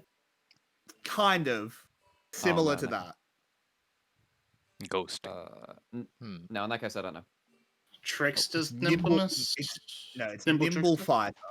Nimble no. Fighter. Nimble Okay, Fighter. Wait, the continue your way. trickster. Continue your way. What else gives ghosting? And you're missing a really obvious one. Hey, you just gave him the answer. Come on. I think 𝗂𝗄𝗎? Yep, which is called. No idea. Anyone know 𝗂𝗄𝗎𝗆? I heard Vinny. Yep, Vinny. Devastating charge. Okay, Vinny, you get that point. One each. Cool. Continue your way. Who else ignores Also, minion just to be clear, it's not just champion abilities. I just want to clarify. Oh. There are items and stuff as well. Oh, Phantom. Old Phantom Dancer did that. Does it do? That's it. Does it still do that? I don't think so. It's tell me, does it? Beep. I believe. Can I beep it now? Is the ball open? I I'm beep actually not shit? sure. Okay, you have 3 seconds your way, then you lose control of the board. 3. I 2, believe Kassadin passive as well. Let me check that It one. does. I was keeping track of that one. It does. Yep. What's it I called? can give you the name of it too. No Okay, something. Nope. What's it called, Nymaera? Is it Netherstone? Nope. Ah, shit. Anyone? Is it something like Void Trespasser? No. It's funny Void because Walker? all you guys just need to crash your heads together. It's Void Stone. Void Stone, yeah. Stone, Yeah. I was like, because I Void knew. I Stone. thought it. I knew that the W was called Another Blade. I was just wondering if the. Okay, my bad. So I Okay, believe so you wait. Shadow Step also ignores unit collision. What which is Shadow the, Step? the E from Kayn. Correct on both fronts. Oh, wow. That's 2 points for Nice. your way. Okay, what And else? with that, I think you've got quite a few points. So I am going to throw it open to the board against other Beep. people. Yeah, yeah, that's right. Wait until I say. Fine. Fine. Okay, so everyone except your way, you can buzz in on 3, 2, 1. Beep. I heard Spoods first. Hell Very yeah, nice. okay. First one, 𝗀𝗺𝗺𝗁 actually does it. Yes, it I know does. World Ender does it. Yep. Which is you have to say what that is, even though. Aatrox's ultimate. Right? Okay, so that's 4 points for Spoods. Does Ghost do it? I think Ghost does it. Yes, of course Ghost does it. Ghost gives Called ghosting. ghosting. I know one of Kindred's abilities does it. It was Mm-hmm. Which one? Wolf something. Wolf's. Okay, the Kindred ability, there is an asterisk on it. Okay. You have to tell me what the asterisk is. Only Wolf can do it or something, isn't it? Can I just skip this one? Correct. No, you already got it right. It was Oh, Wolf's Frenzy, and only Wolf can do it. Hell yeah. Okay, Yeah. last one is the last one I know That's out of Kindred it. W.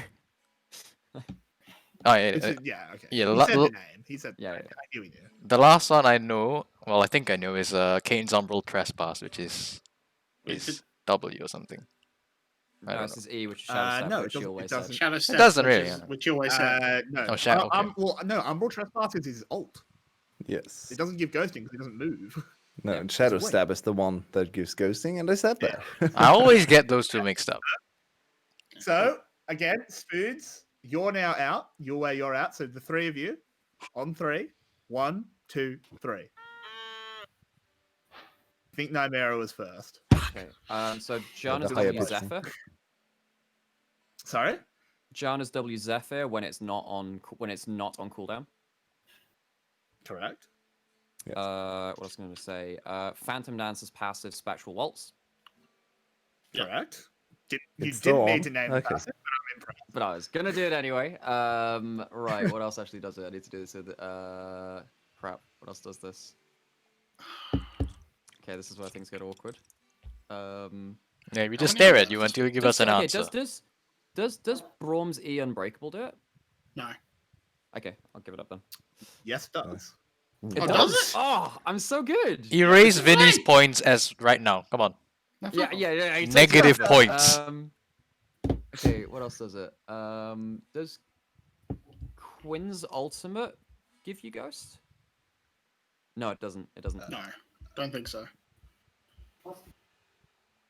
I mean, you got to lock in an answer.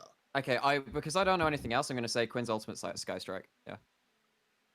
Well, it is Quinn's ultimate, but you only get 1 point because the part of the ultimate that does it is not Sky Strike.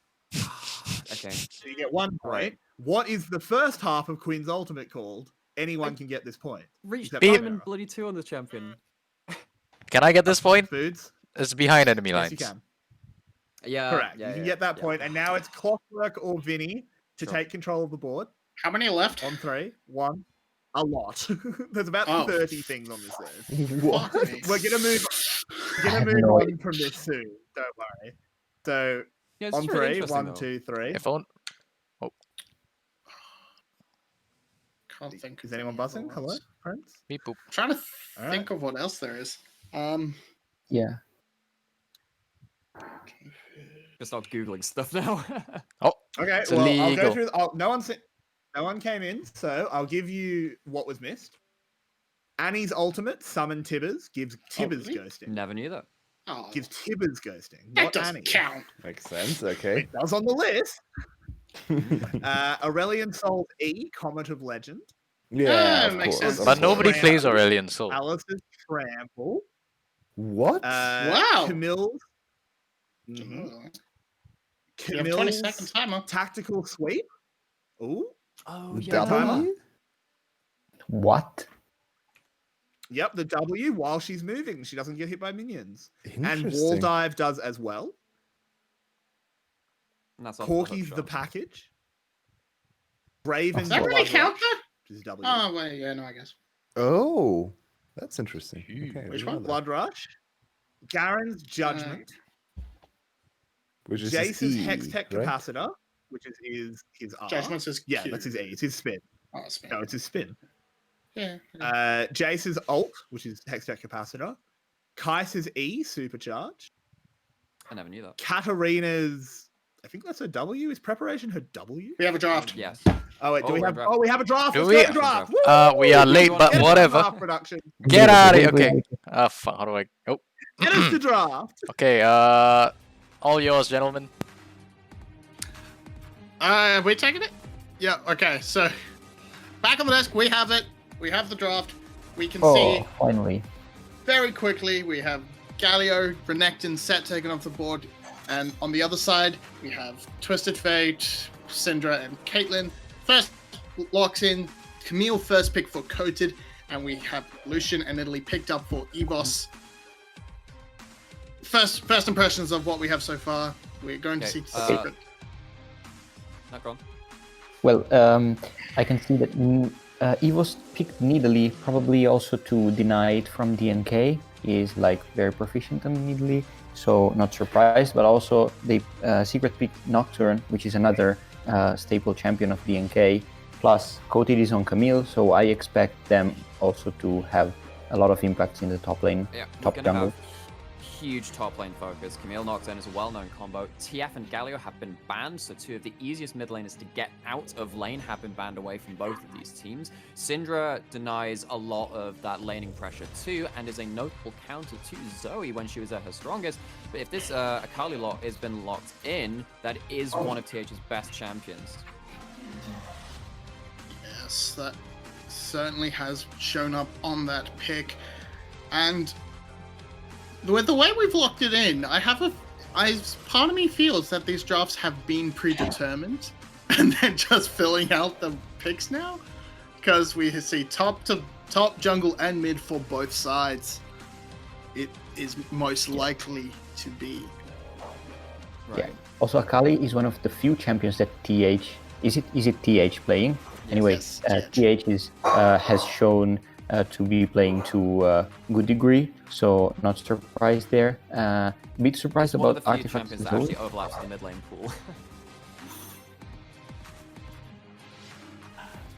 We see some support targeting coming out of EVOS. Do not want that Shen to join in on the global showdown that is with the Nocturne.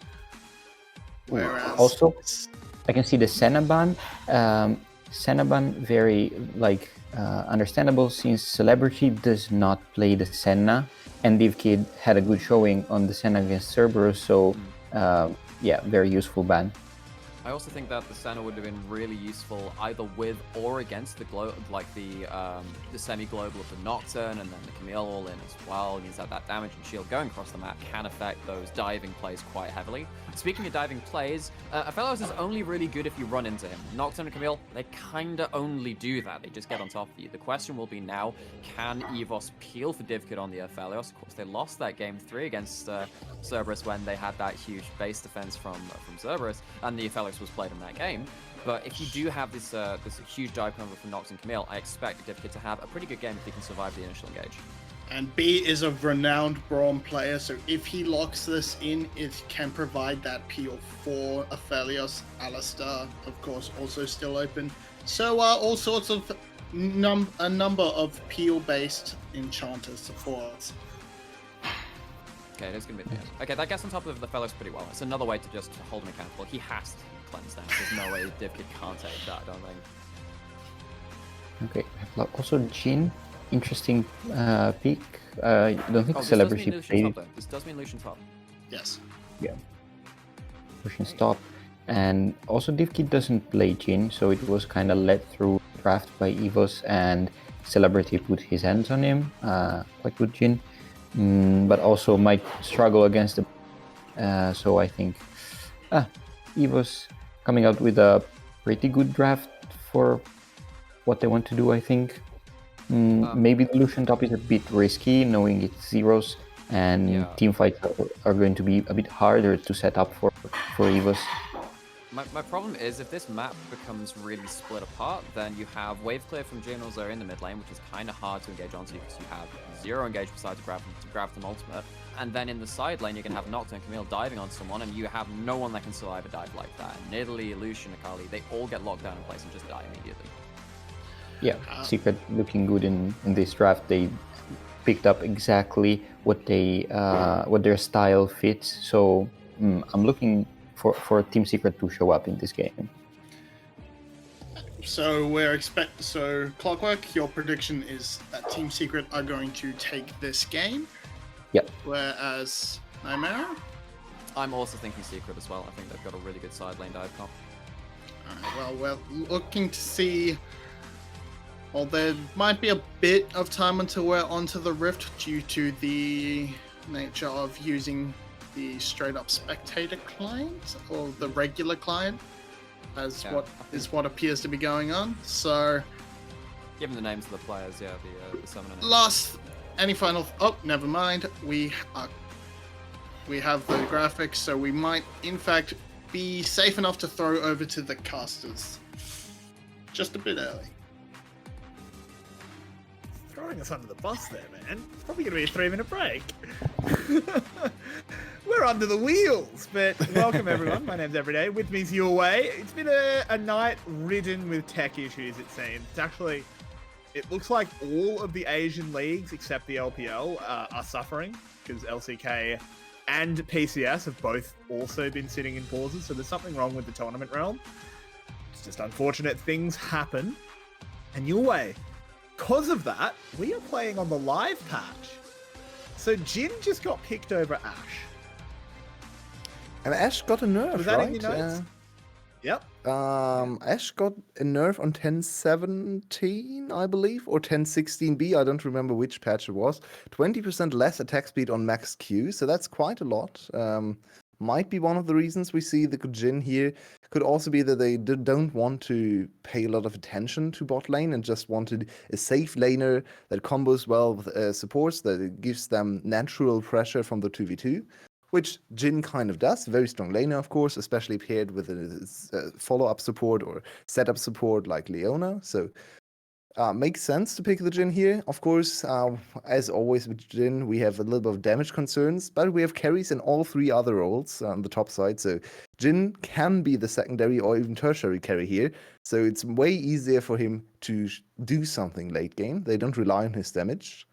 While the other side, well, EVS drafted the most EVS team comp we can imagine for them. We have Nidalee. It's his most played career-wise, I believe. It's definitely up there.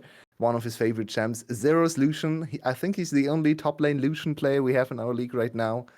And TH Akali, it's basically his go-to mid laner because he's not a mid laner. So he needs a pick that hides his deficiencies as a mid laner. And Akali is the best pick for him.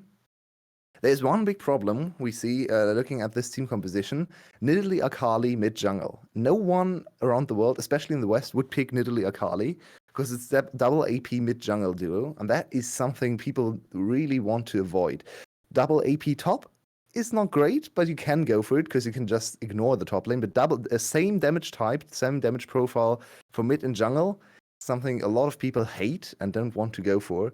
It's not going to matter in team fights, but early skirmishes, if DNK goes for a little bit of early magic resistance, or coated even, then they might just lose all the skirmishes because of the poor damage profile here.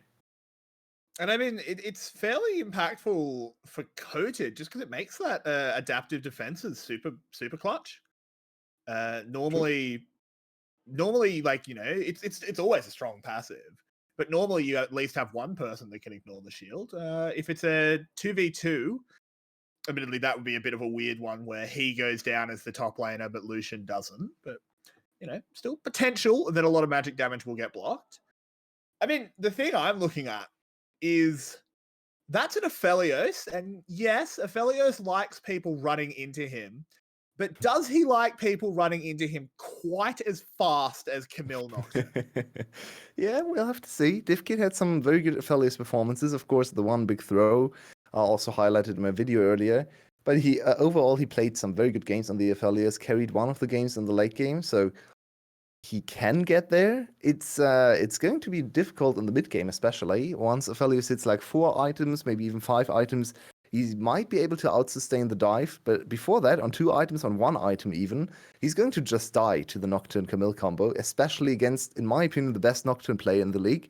DNK in round 1 against, or round 2, I guess lower bracket round 1, against Percent was incredible on this champion. His pathing was so...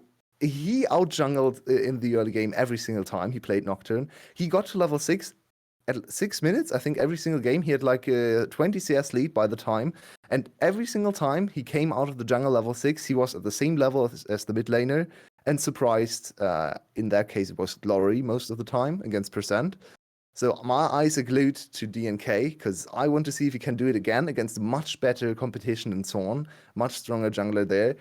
But DNK on this Nocturne surprised me a lot in the reviews because he was so far ahead of the curve. He was hitting level 6, level 10 so much earlier than he should have. Yeah, that makes a lot of sense to me. So the other one, of course, is 𝘂𝗎 is reappearing. We were talking before broadcast about it's so weird. VCS loves to copy everything that the LPL does, and no one plays 𝘂𝗎. So I think. Are we moving towards the Rift, Yulwei? Oh, we are. Finally we might have here. to do a little bit of we might have to do a resync just because we did have tech issues and stuff, and I think we've all been thrown a little bit out of whack. So once we have the timer on screen, production, could you read out your timestamp?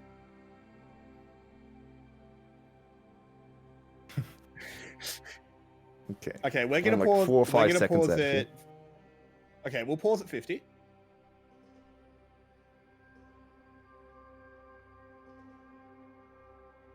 Okay. Perfect. There we go. Thank you, everyone. And we are in. I think I just saw someone. I think someone has an FTV tag on their name. Look at all the names. Look, it's OPG Zin. Oh, it's 𝗀𝗺cie. Oh, what? Where did he come Wait. from? FTV Kuroko. Wait, what? Top lane is FTV Kuroko. What? Come on! I'm Don't do surprised. that to me. I'm a play-by-play caster. Wait, It's 𝘂𝗎. but they didn't have those names in Champ Select. Yeah. What is I going think Champ on? Select was just a mock draft or something like that, because But why did they change their name? I'm not sure. 𝗲𝗺 has all the Ds and B has all the Es. Yeah, I'm not sure what's going on with 𝘂𝗎's account. Maybe Kuroko actually was subbed in here from not even being on the team to starting in the top lane. So that's impressive. I mean, now we can actually flame 𝘂𝗎 if he plays badly and to call him Kuroko. That's perfect. I mean, are we in a world where maybe they actually were subs? I doubt it, right? That doesn't make sense. No, Kuroko was on a different team. I believe he's not on the right team. Saigon Yeah, Buffalo. he's not on the team. Yeah. Yeah. He's not he an is. EVS. I mean, so- this is weird. This is a bit weird. I'm going to have to deal with that as a play-by-play caster. That's going to be really fun. But yeah, we have to assume that is still 𝘂𝗎 and DNK. Thanks, guys.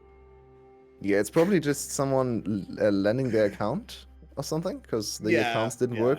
Something like that probably happened. So once again, jungler is DNK for Team Secret, of course, and the top laner for EVOS is 𝘂𝗎. So don't get confused. Names are a little bit of a mess, and the whole game is very much delayed, but we are finally cracking on.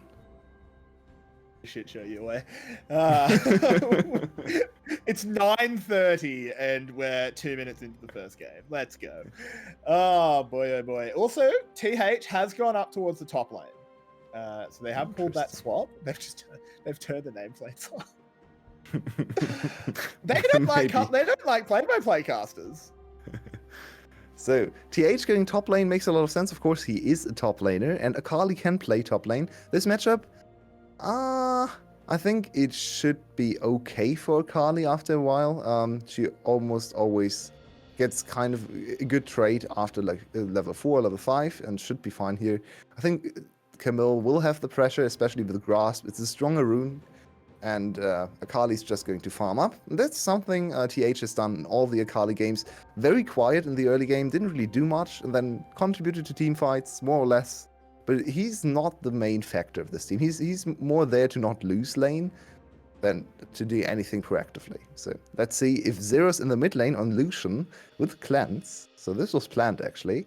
Can do anything. Ooh, down in the bot side, we do have the dive in. 𝗁 getting a lot of damage down. B trying to follow up. They can't quite land the stun. So Flash Force on Venus. So that takes away a lot of aggression from Team Secret's bot lane. Leona can now... Okay. Good trade. Ooh. Flash Q was PH. available. Could have tried for something there. But if the 𝗂𝗍𝗄 flashes away, you're under turret and probably die. So yeah, probably the correct call from 𝗂𝗀𝗄 there to not go for the kill. 𝗂𝗀𝗄𝗁 is something we have seen a lot, and I still believe it's one of his worst carry champions. I think his Jax is much cleaner than his Camille. He overcommits and overdives on Camille quite a lot. So that's another interesting champ to keep your eyes on and see how he performs today. Yeah, I mean, it's kind of surprising that the Galio wasn't picked up either. They could have gone all in on the global comp. True. Yeah, kind of like this Zoe alteration of the composition if you go for Jhin, because as I said before, Jhin, I'm always wary of the Jhin deficiencies later on. So if you want to go Jhin, which I can understand if you want to go for lane pressure and to blind pick your lane safely, then you probably have to draft a little bit more damage in mid lane. So TF was another option. So I believe they wanted to go Zoe here for damage. We're also being reminded that Galio is actually banned. My mistake. Team Secret banned it, in fact. So, fair enough. And yeah, so, I mean, I think, thankfully, we are, it seems, playing on the live servers due to whatever this tournament realm issue is. Good trade there out of 𝗬𝗀𝗄𝗁, doing a lot of damage. Thankfully, I don't think it affects too many things meta-wise, except Ashe is dead on 10-17. I'm not sure if she's dead. She's definitely way worse and might drop down in priority, which is a huge thing here for the series. Both players can play Ashe, both are quite decent on Ashe, especially the celebrity, I'd say. Well, 𝗬𝗀𝗄𝗁 can definitely play Ashe as well. And if we, I'm kind of surprised how this, or kind of intrigued by how this will develop in the rest of the series if we stay on 10-17. Because, of course, with Ashe gone, Caitlyn might rise even higher in priority. Did Caitlyn receive the 5 MS buff on 10-17? I believe she did, right? Wow, so she was banned this game. I think she's still just going to be banned every game. Probably. Yeah. So far we haven't really seen much action. Both junglers just farming, and 𝗁 actually keeping up with Zin's Nocturne. No, of course DNK's Nocturne. Which is already a very good sign for EVOS, because so far no one has been able to keep up with Nocturne. 6 minutes, almost 7 minutes, and DNK is not level 6, so he has definitely been a little bit set back here by 𝗁's very aggressive pathing. 𝗁 trying to steal away another buff. Gets spotted though, has to run to the blast cone, where his team awaits him. Well, from the buff to the dragon, so that's not too much loss there from 𝗁. He's still going to get a big objective. But of course, let's Nocturne back into the game a little bit more. 𝗁's still on the level 8, level 6 now hit from the Nidalee.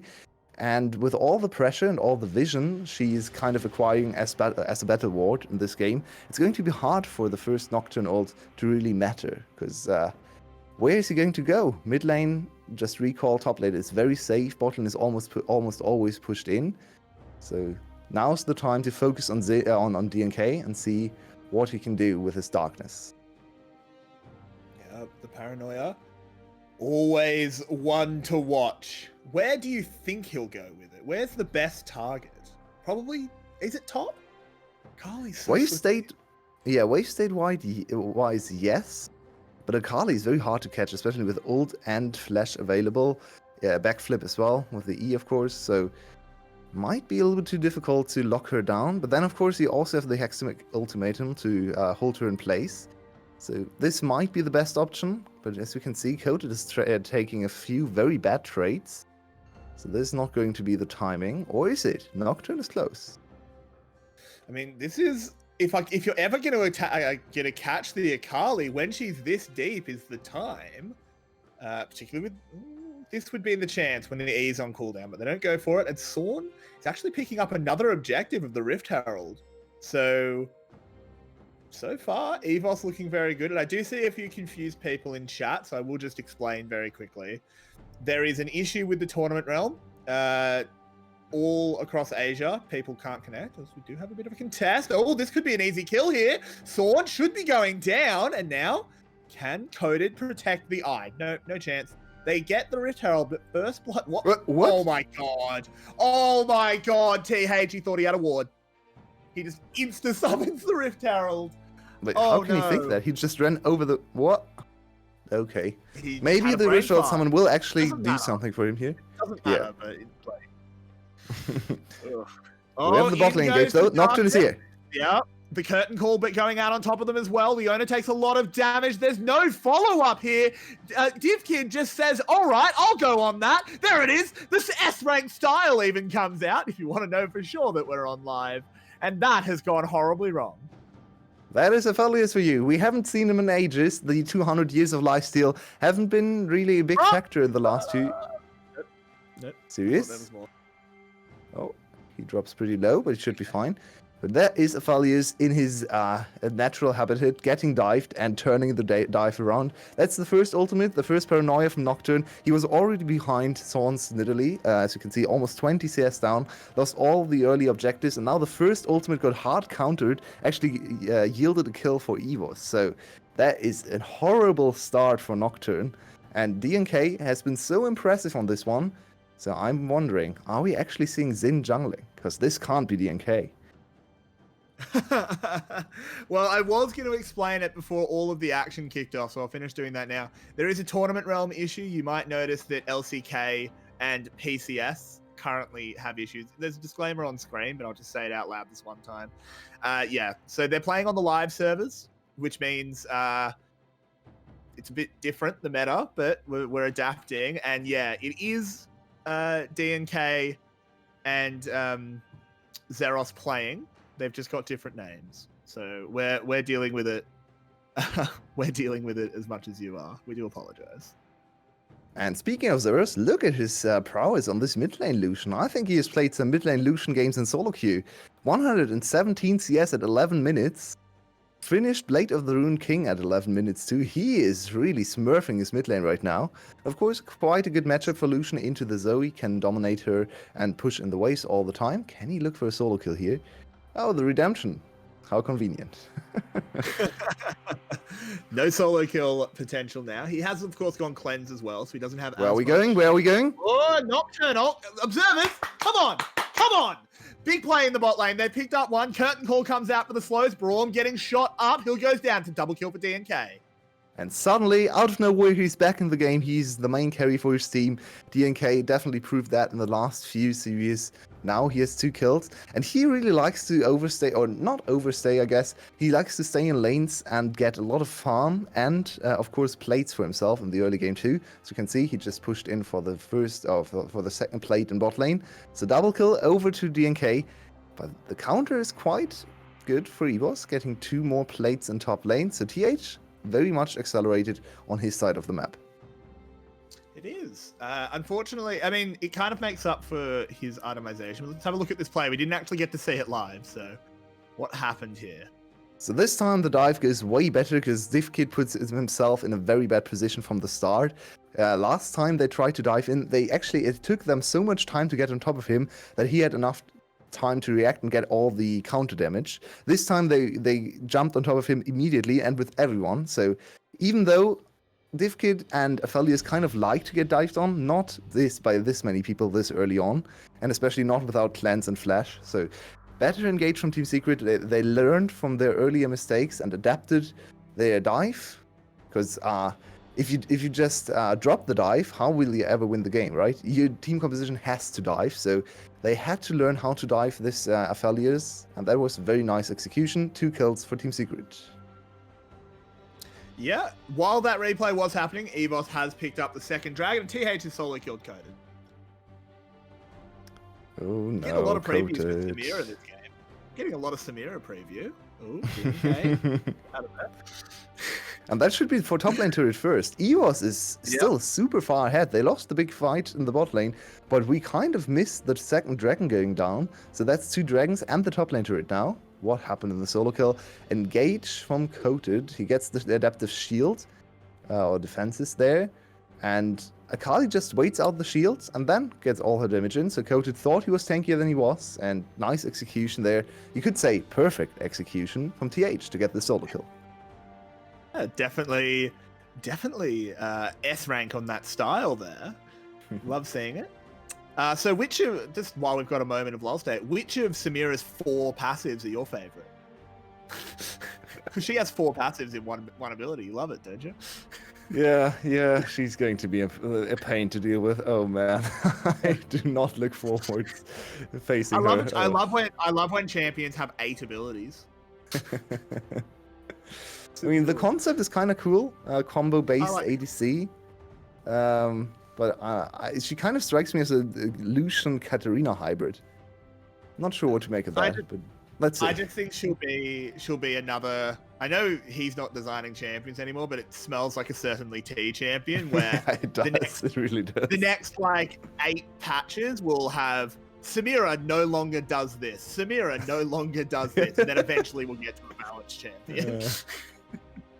Yeah. But she does look cool. Like she looks really fun. I'm keen to see her in like pro play and stuff. But yeah, she's got a lot going on.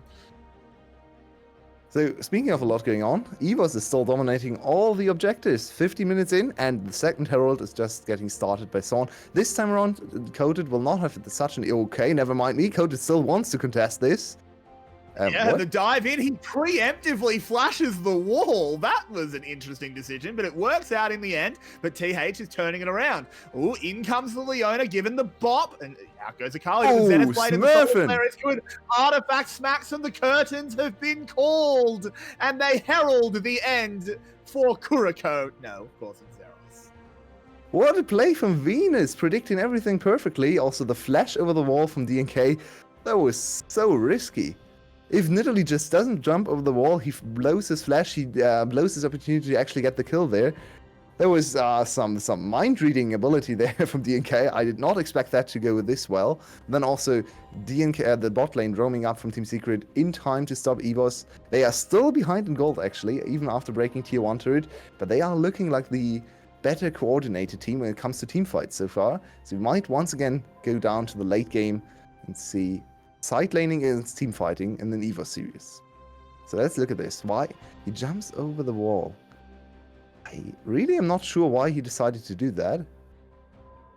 That was quite strange. It worked out in the end, but now let's look at this Leona hitting absolutely everything. That was so nice from Venus. Hits all the important skill shots, then double hit from the Jhin as well. 100% accuracy on that ultimate is quite hard to do, especially against a mobile target like Zeros' Lucian. So very good job on the micro execution from Team Secret, and they prevent another objective from falling. So this is a hard one to call at the moment. Like, there's been back and forth plays. It is obviously a gold lead now for EVS. But when we look at tempo, it kind of looks like Team Secret are the ones with the agency, and they're the ones setting up around this dragon. Absolutely. But EVS now has to look at the items and realize that they are actually ahead. Oh, whoa, this flank from th. Whoa, in they go. The culling comes out, th going very deep. There's the Hextech ultimatum. A lot of damage being dealt back now. th is the first one going down. That's a lot of gold immediately removed. 𝗏𝗏𝗆𝗏𝗆 ult. The crit! Oh, hello! That's a big crit onto the Nocturne. Bubble has landed. In goes the Paddle Star. Oh, bad angle on the curtain call. He won't get anything. Just angle that a bit more to the left and he can get 3 kills. But now the Dragon's under contest, but only one team has a jungler, so EVS moves up to Cloud Soul Point. That was a super close fight, and oh, it's not done. Okay, this was the first time EVS actually won a fight, and they could have won so much harder because th missed his perfect execution on 2 targets. If he hits that, I think both die immediately to his burst afterwards. So that was very close to blowing the game wide open for EVS, but they finally win a fight. This has to feel great for them. It's only 1-for-1 trade if you look at the kills, but they get another objective. I believe they got another... Did they get a shutdown on DNK? I think so. So trading shutdowns for top and jungler. As we look at this again, how did he get there? So this th flank, very impressive. He gets the first ultimate stack and then... Oh, so close. If he hits that perfect execution, I think everyone dies there. Or at least 2 more members die. And a very clutch crit, of course, from 𝗂𝗏𝗺 over the wall. Kind of saves the fight for EVOS. And I'm surprised he didn't... Oh, he had no cleanse. Where is this curtain call aimed? Come on, little to He the could have killed left. 𝗁 if he actually realized 𝗁 was on the other side, in his range. But yeah, not the greatest angle there. Venus still wants more. He smells blood. They absolutely do. This is a bloodbath Yulwei. The players got bored, so they're playing it out as fast as they can. It's 1 kill, it's 2 kills. Artifact showing that maybe the VCS should have been picking up 𝘁𝗲 earlier. 𝘳𝗏 now trying to get out of this fight, but he has got no hope. And that's now a 4-0 𝘁𝗏. 36 seconds to the Baron. That's just outside of Baron range, I believe, for Team Secret. That's a little bit unfortunate. They find another very good pick. They blow 𝘁𝗀𝗻𝗄's flash, so the next dive should be much easier. This game so far has been 𝘁𝗻𝗻𝗄 outplaying the dive, then the dive outplaying 𝘁𝗻𝗻𝗄, then 𝘁𝗻𝗻𝗄 outplaying the dive, and so on. Back and forth, back and forth. We don't actually know who's going to come out on top in the end. This could have been the game-breaking team fight if it happened 30 seconds later. Now it's only going to amount to 1 turret, but Team Secret closed the gold gap, and we are looking at a super even game at 20 minutes. That we are. The Rift Herald has taken that top tower, as you said. So now, we're going to get a replay. So Yulwei, what happened here? So he just wanted to take his red buff. Very nice ambush from Team Secret, and Venus once again landing every spell he had to land. This is, wow, that's a lot of 𝘁𝗏 damage. And they get even, I'm not sure what 𝘳𝗏 is doing here. Just inting away his life. He could have really tried to disengage and get to his turret.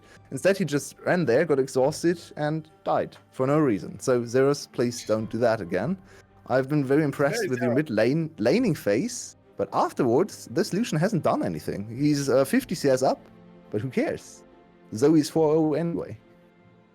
Yeah, it's true. 50 CS doesn't matter when you're not really using your gold, and the enemy laner is absolutely smacking. Yeah, well, the enemy laner actually has more gold. So that Rift Herald got a charge on the top lane as well. How'd that happen? It was on no health. That's really bad from TH. True. It's a sloppy game, Yulwei. It is pretty sloppy. I mean, we coming out of a very long we'll have to pause. come back to it. There's a curtain call. The Leona engage hasn't gone very well. Unbreakable goes up. Oh no, Yulwei, it's all going wrong. But Paranoia stops the play for now. So that's the support gone. Yeah, very low HP bars, and we know EVOS likes to rush Baron. They are a very aggressive team when it comes to Baron. It's only 21 minutes though, so this Baron is going to hurt quite a lot. This should be contestable by Team Secret. No paranoia though. Yeah, and I mean, you say low health bars, they're not that low, and Artifact will make sure that those health bars are getting equalized, as they are staying on it. 4,000 health, 3,000 now. Here's the big engage. It has to happen now. Oh no, DNK, he gets blown up. It's answered back on 1, but it's a double kill for the 𝗂𝗏𝗺. Can there be a miracle steal? No. It will be secured there by DNK. Can they get any kills? Oh, so much healing onto 𝗂𝗏𝗺. He lives. Celebrity's gone down. On the other side, TH has found Artifact, and it's all EVOS in this fight, Yulwei. This one's hard to keep track of. And this could be the final, the first fight that actually decides something in this game. So far, we've been back and forth in all the fights. Team Secret a little bit better in the team fights, maybe. EVOS definitely better around the map and around the objectives. But now finally winning a decisive fight and getting the big objective, which is Baron. 10 seconds to Cloud Soul, so that should be very, very much just a free extra there for EVOS. And they are set up to win this game. 𝗂𝗏𝗺 is now going to hit his items. We haven't actually talked much about items because this game has been moving very fast. Let's look at this replay once again. DNK just trying to get closer. He doesn't have flash, so it's really hard for him to get into this Baron range. He sees the 3,000 HP and he just tries to go for the Hail Mary steal. But yeah, there's nothing much he can do. Another good snipe from 𝘁𝗏. But in the end, it's just a pretty solid turn from EVOS while still keeping the Baron aggro. I think EVOS is one of our best Baron teams, honestly. I really like how assertive, how aggressive they are around the Baron. And this is just some strugglers being picked up by EVOS in the back half, so even more kills. And we have more fights! Oh, we do. We come out of that pause, replay, I should say, straight into a fight. It's deja vu. They're fighting the exact same place, but this time TH has landed the perfect execution. He gets a double kill. Jin will be the next one. That one's picked up there by 𝗬𝗺𝗺, and oh god, Team Secret is getting absolutely minced your way. They are getting turned into a soft, delicious burger. And what a nice wave they found there in the mid lane too, EVOS that is. This should just be the game. 24 minutes, EVOS stomping their way to the victory in game 1. It was very contentious and a lot of back and forth, but in the end, EVOS, the much stronger team here, they will go up to a great early lead. We had a lot of delays, but the first game only 24 minutes, so we will be back on schedule soon. This is pretty ridiculous. That was quick, as Team Secret have gone down. EVOS striking first, going up 1-0 into this first game. Yulwei. Very explosive ending there. Until 20 minutes we were super even, and then 4 minutes later the Nexus falls. So there was a meteoric rise to success from EVOS, starting with a very nice fight around Baron, into Baron, and then just another fight. I have no idea how the other fight started. We just came out of the replay, as per usual. Oh, there we go. We actually get a replay to see what happened here. Hello. Some new tech. So invade from EVOS. And for some reason, Team Secret decide to fight. They see an opportunity to kill 𝗏𝗏𝗏, I believe, but that is way too deep. And then there's 𝗏𝗏𝗏𝘀. No one jumped on him, so he has all the time in the world to kill whoever he likes. Oh, wow. They just kicked him away. Please, I want this kill. 𝗏𝗏𝗏𝗏, go away. And he didn't even get there in time, but a little bit questionable for Team Secret to look for another fight against Baron buff, against the run of play, and it cost them the whole game. So they have a lot to think about after this first one, and I believe we are ready to throw it to a little bit of a pause. That we are.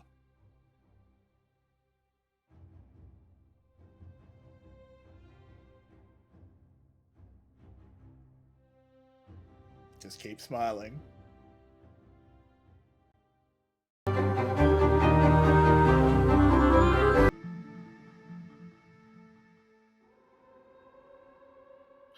Welcome back, everyone.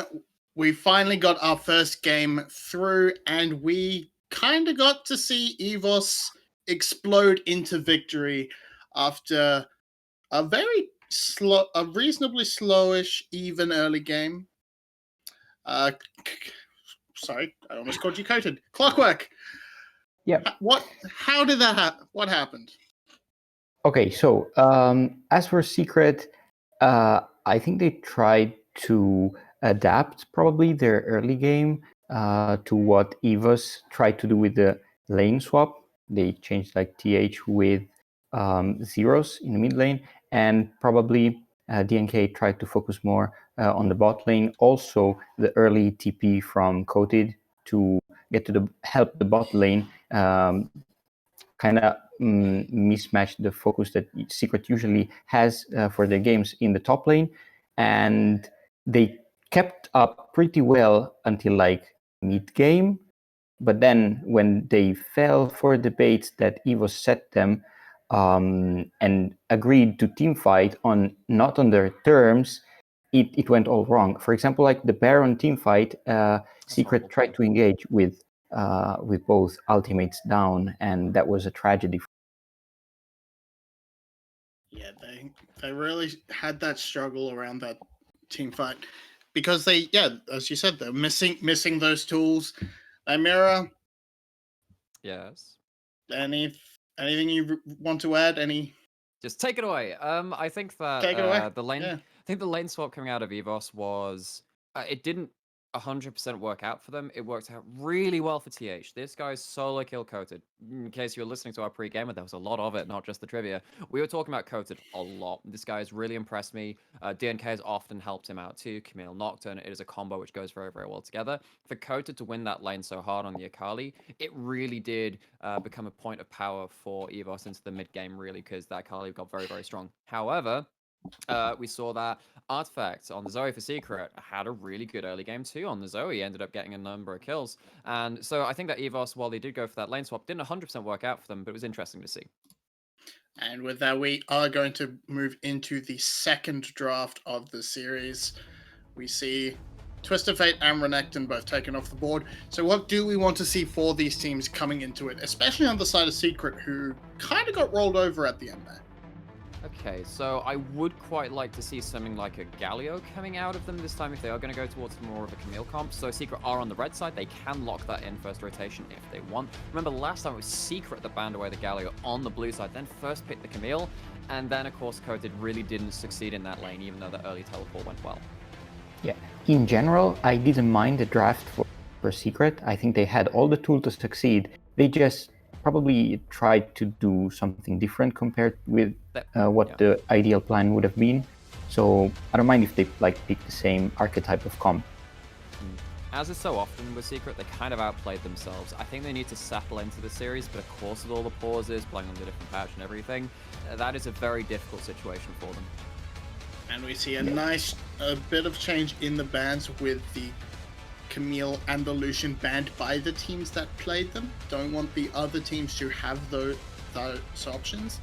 And the Jace hover, it's flexible between mid and top. Both can play it, but we might see someone on the Nidalee where he was able to get early objective control against DNK, which is not what stats showed in the Then remember when we were talking about, okay, so the stats really don't look good early for EVS sensitive objectives? Well, that's because they're playing 𝘬𝗏, they're playing stuff which is slightly more survive the early game and come into the mid game team fights. Nidalee is not that, it's power farm, you do get to take these objectives very quickly. DNK going towards another farming jungler, it's not going towards the Nocturne this time, is matching up with that Nidalee, and that means that maybe it is going to be a bit more even in those early objectives. Okay, also Ashe, and we have of course, as you mentioned, also Graves, pretty comfort pick for DNK. I'm really curious what they give priority next. Ashe, if we're playing live, is it looks probably at the top not. of the screen is 1016, but I'm not sure if that's Okay. We'll see. So they may have a 1016 version for us. yeah, probably EVO's going for Akali again. Yeah, TH.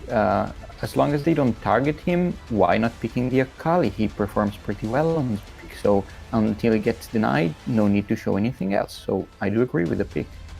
I also think that Akali's really hard to counter to. You can blind pick that. Yes, EVOS deciding if it's not broke, don't fix it. We will have to see a different pick for Xerath, of course, but we will see. But currently everything is the same so far. Whereas Secret going for a bit more of a standard comp, moving away from the Camille plus Globals composition. Of course, Camille is banned. Okay. They might be looking for keeping the pick for Coated for last, so to provide him with a counter pick and a favorable matchup. But as it's looking so far, it seems like that Secret is opting into a comp that has more tools to teamfight compared to what they had in the previous game. Yeah, I think that having the Graves on the board too is really helpful just in terms of being able to just keep pace with the Nidalee a bit more, because the Nocturne does want to farm up, but then what we saw is that while DNK got a lot of kills, it didn't mean that Storm was out of the game, who was just continually rolling across the map, taking those objectives, as we said. So hopefully when we get to that point where we do have the Syndra or the Ashe wave clearing in the mid-game, after the outer turrets on the side lanes have both fallen from heralds and whatnot, we'll hopefully see DNK still have a bit more impact at that point in the game. Yeah, we see both teams aggressively targeting these playmaking sports in the second half, with a total of 4 so far, and the Irelia definitely taking away one of those counter pick options for Coated. Has Coated shown any Irelia this split? I don't remember. Not on stage, I don't think. Probably TH has though, ironically. Either way, okay, Braum put in. So Ashe Braum, that is super hard to dive into. If you end up getting Ashe arrowed, and then if Akali goes in and doesn't measure the amount of damage coming out, just gets blown up in the duration of the season. You get Ashe ulted into Braum, stunned into Braum ult, all that kind of stuff. You can get punished for overdiving, and we know that's something that's happened to a couple of top laners, like Coated himself, right, on the side of Team Secret. So with the Morgana locked in, maybe things get a little bit easier with that, with the Black Shield on top of you, but still something to keep track of. Yeah, also super like the Morgana pick. It's it makes it really hard for Secret to engage. because Morgana has a lot of tools to stop whatever way Secret is trying to approach. So really effective pick, I think. Okay, Wukong, give me the Jax. The Give me the blind Jax. Wukong into coated Jax is Give me the Jax. absolutely gonna come out here. You have to imagine. And Yeah, this is green that's light for it. so weird as to why you would. You have to know Jax is an option. Yeah, because now you Okay. have a super defensive group of Ashe, Syndra, Braum in any combination, wave clear in mid lane or a side lane, while you have the Graves power farming and being just on the map at all times because all your camps are down, supporting the Jax in whatever matchup he chooses. If you get ahead of this Wukong, Secret have a good comp to start running over some of these side lanes, but we said that in the last game and they got baited into fights, it really didn't work out for them, so it's going to have to be a change of play style for Secret to come out with this one. Is the Wukong mid? I was Okay, going to so say Eagles can maybe. play. Yeah, they can play a lot of switcheroos between, like, TH and Zeros are two top laners, and they can play these kind of champions that fit into both lanes. So it's really hard for Secret to predict you which can't is play going Wukong. where and which what pick. Wukong's been nerfed far too much in terms of his base stats and his base damages and stuff that he just can't lane in the short lane versus the Syndra. You don't get to have those rundown trades with your wave management being at your tower and running through the lane with your ult. So it does look like it will be at least TH picking up the 𝗂𝗏𝗺, but of course he did go top lane in that last game. Unless we take a page out of Caps's book and we see the lethality coming in from the Wukong, I don't think that's terribly likely either. But who knows? I certainly don't. But so we have to take into these comps. You have to think Secret has hard outdone EVS here. We said that the last kind of draft though, so I'm kind of worried. I think that this time at least 𝗀𝗃 is on a more comfortable pick. I know that Yulwei was very vocally saying, hey, I very much like the Jax over the Camille. The Jax has been way more clean.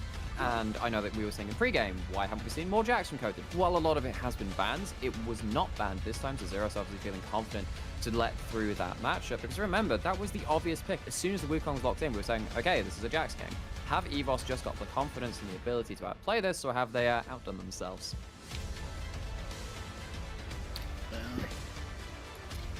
Well, Seems eventually, to me I think that- overall, maybe I favor Secret's draft a bit more in a void, but considering that also recently, in, like, recent matches, 𝗀𝗃 hasn't had the best stats, like lane performance. He's doing much worse than a regular split, so it relies a lot on him performing and popping off on the Jax, which might not happen. So in a void, I would still favor Secret, but EVS is kind of more on form at the moment. I mean, I will counter that. I mean, I do think that the games versus 𝘃 were an absolute mess. I'll agree with you on that one. But remember back to their first playoff series against Flash, even though they lost 3-1, it was 𝗀𝗃 taking down Yoshino, a guy that we've had a lot of praise for over the split. Yeah. Of course, Yoshino, we've had our own comments about him, and he's maybe not been at the same level as we might want him to, but of course they just took down Gum. So still a feather in 𝗀𝗃's cap to win a couple of those laning phases. Yes, so it's hard to tell with these teams. Both teams are, as we know, have been criminally inconsistent, as both have the ability to be absolute superstars. They both have the ability to be absolute shockers in terms of how they play. I think we definitely have to look towards that bot lane this game, even though we do have the Jax that could get out of control. Excellent gank setup for that Graves with the Ashe Braum. Although, yes, there is a Morgana to reduce that by a bit, you can't reduce everything, and you definitely don't reduce the damage coming out. So, could this blow open for EVS? I think so. The thing is, I'm gonna throw it out there. I really want to first light Mikael's from B. I think that if you get that onto the Morgana, then the Ashe Arrow is your own. You have Ashe Arrow and you have Scatter of the Weak, and that's your primary engage. If you get a Mikael's first, then legit Team Secret have to just sit and play through side lanes. They cannot engage onto you in that way. I also think that Morgana really, really good. I mean, you also have the Black Shield, right? Maybe you just think, okay, we already have that. Who cares? I think that also the other thing, Morgana was the original, the OG counter to Braum back in Season 4 when he was super strong on release, as all release champions were back then. Morgana was the champion played into him. Enchanters do well into Braum. I think that Venus is not going to have the easiest time getting things to stick in the laning phase. So yeah, I think this is a draft that can set up 𝗃𝗀𝗃𝗃 and BA to really work in that bot side. I'm sorry, I'm trying to pronounce that name right. I haven't got confirmation. Is it B or BA? We've been saying B. Cool. It's B, I'm apparently. gonna keep going with B then. Well, all right. Final thoughts before we throw over to casters who have said that they are ready to take over this mid between draft and game pause. Okay, so I guess I'll lead off. Open- I mean, I've said open most of my for- thoughts. I do think that 𝗁𝗃𝗃 have got better champions for their players, even though it's a similar style of draft. So I am going to give it to 𝗁𝗃𝗃, even though I had those caveats. Same as And- before. Same as I said before, in a void, I favor Team Secret's draft if they don't outplay themselves again. Okay, so we're thinking Secret might take this game to a minimum 4 games. We will see as we pass it over to the casters. Well, Perfect thanks, timing. Vinny. We are heading. Yeah, perfect timing. Good job, mate. Every day you show that why you should be hosting instead of me, as we are on to Summoner's Rift. Yulwei, what are you thinking, mate?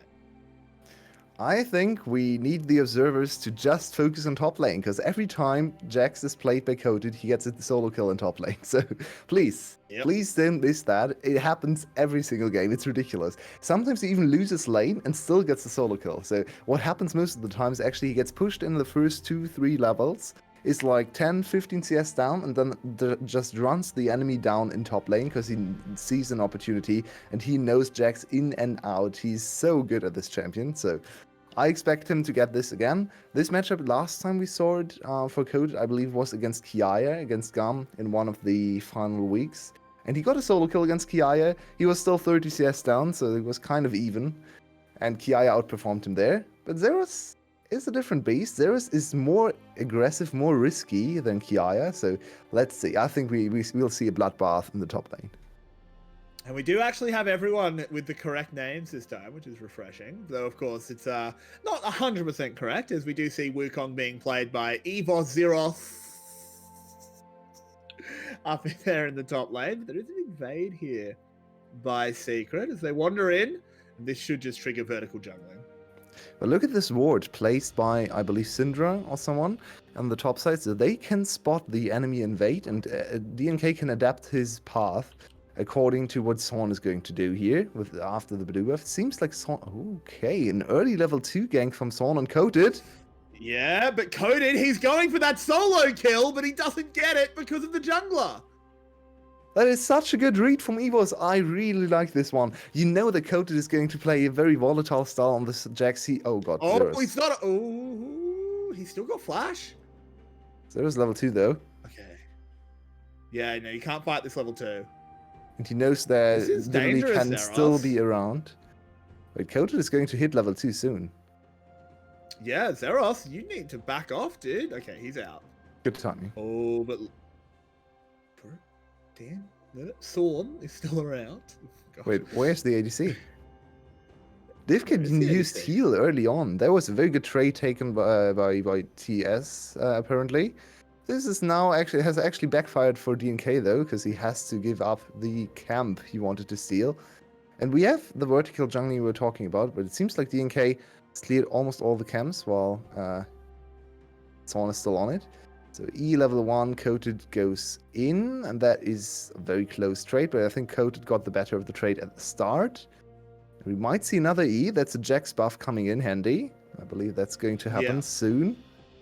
Yeah, there we go. Yeah, should And be that up is there, probably the only champion that can actually win against Wukong level 1 as a melee, AD melee, because of course Wukong has a lot of extra armor and regeneration he gets from his passive. You landed your way. The mark is there. Oh, it's He has faded E and flash though. He does. He leap strikes onto the other side. Oh, 𝗁 takes a tower Oh, shot. this could be That's it could be a double kill. No, 𝗂𝗃𝗃's gonna go for it. There he is. He gets the first bonk and leaps out of there. Wait, why didn't he go for more? He had Conqueror stacked and Passive stacked as well. I think he could have gone for 𝗁 as well. At least forced 𝗁's flash. A little bit disappointed here, but coated with very nice counterplay. And that dive was ill-advised. Against Flash and Jax, you're never going to get a kill here. So nice counterplay from Coated. He's getting picked on, and we know EVOS likes to play topside all the time. Counter kill on a 1v2, that bodes well for the rest of the game for Coated. It absolutely does. So it's now 1-1 for him. This Jax. I mean, I'm happy to see him go back to it. Him on Camille's been kind of hard to watch. So glad to see him go back to the grand. And 𝗁 is still here. It's a big top camp. Picture tent, 𝗁, because this is the top lane campsite. Oh no, Coated's been baited. He's in a lot of trouble. He has to try and get out. He stuns one, and he's dead. How did the spear land? How did that spear hit? Okay, the minions betrayed Coated there. I believe he was probably dead anyway, because Zero still had his combo when he went in there, so might have been a solo kill instead. But let's take a look at this dive first. Very bad dive. We've got a replay. We're one top lane gang behind. Yeah. So that's a very nice flash stun, and let's. Oh, okay. Your stream froze for me. Yeah, did for everyone. He had Q and just collected double buff and got to level 4. I really think he could have gotten the kill on italy here. A little bit surprised by Coated's safety there, or the safe approach he took, because he flashed in 1v2 and then Q'd out when it was 1v1. Strange, but okay. He dies again, sadly, and... Go ahead. Go ahead. No, go ahead. He's still pushing in the wave, and this is also something I want to talk about. Coated's wave control, wave management in the first, in the percent series was very bad. He exposed himself he made himself very susceptible to getting ganked and exposed himself to very bad situations. So once again, pushing in the wave. Does he hit level 6 here? Can we dive this one? He hit level 6 of the last minion. He did. Oh, stack that passive up. He needs to get some bonks. There it is. He's getting those stuns, but they call that 𝗁's going the wrong way. Coated now. Coated. Careful, but DNK dealing a lot of damage. In the end, everyone lives. Can we stop these stupid dives, please? Oh, yes, no. Please. Oh, that was ugly. This is now 1-for-1 on the ugly dice. Meanwhile, mid lane, Artifact casually solo kill TH, so we're going to get a replay there. Whatever happened, TH for the first time actually with a bad laning phase apparently on 𝗁𝗁𝗁. So what few auto attacks. Must just be a scan of the week, yep. Oh, yep. WQ ult. That is some Syndra mechanics. Just pressing all your buttons and hitting all your spells into an easy kill. So now TH forced to go Merc first, which puts him behind in an itemization. Will mean his first item, the big Gunblade Power Spike, will take a long time to come online. So Artifact, much cheaper itemization, will have a big power advantage in the mid game. Oof, another big trade there. This 𝗁𝗁𝗁 not having the super easy lane TH often gets out of it. This Artifact is a bit of a monster on the Syndra. So now I want to see if Artifact actually goes for GLP for the even cheaper build, or if he still goes Ludens here for more burst damage. Because I think if you go GLP and into very early penetration boots, you might be able to kill her again with a very big item advantage there in terms of completed items. So let's see what Artifact decides to go for. DNK is still level 5. Wow, what did he do in the last minute? I don't know. He just DC'd apparently because he didn't get any experience. Didn't really have too many camps up, I guess, as he now hits level 6, goes back, and then he'll presumably head to the bot side, where there is a dragon available. He's once again quite far behind 𝗁. So 𝗁 on his italy, his best champion, is outperforming DNK so far. This might be the crucial deciding factor for the whole series. We thought top and jungle were the most important matchups here. Bot lanes are both very stable, very good, consistent players, but the junglers were the big carries in the few series they've played. And DNK getting outperformed by 𝗁 is not a good sign for Team Secret. It's not at all. DNK is meant to be a big point of power for Team Secret. So if he's getting outperformed by 𝘁, who is much more of an enabling player, that is a very, very scary scenario. We do have a bit of a rotate, or at least a half rotate from the bot lane of EVS, as they've brought B's Morgana up. Coded. Yeah, come, sniff it out, man. Sniff it out. You know something's happening. He has Flash though, and Q, so it's very hard to kill this Jax. Should be very easy for him to escape. No ward available for him to jump to, but of course the minion wave just arrived, so... Okay. Yeah, he should be okay. He will use this pressure to get the first Herald, but Team Secret is here, so they could challenge for this one. It's on one level ahead. Better smite for him. Ooh, down in the bot side, we've got a 1v1. The Ashe ultimate missed, the 𝗱𝗲𝗺 ult didn't. He now has those chakrams ready, but we go straight up to the top side as 𝗳𝗏 is spinning and winning in the backline. They've soloed out 𝗏𝗏. He gets absolutely detonated. Once again, an S rank there for 𝗳𝗏. Venus now trying to find a way out, but there is nowhere to go. So many S ranks. We are in a Japanese fighting game. Oh my word, Yulwei. And Kota just went AFK or something in top lane? What's going on? Why have you done that? That was such a bad decision, Secret. Oh my god. No.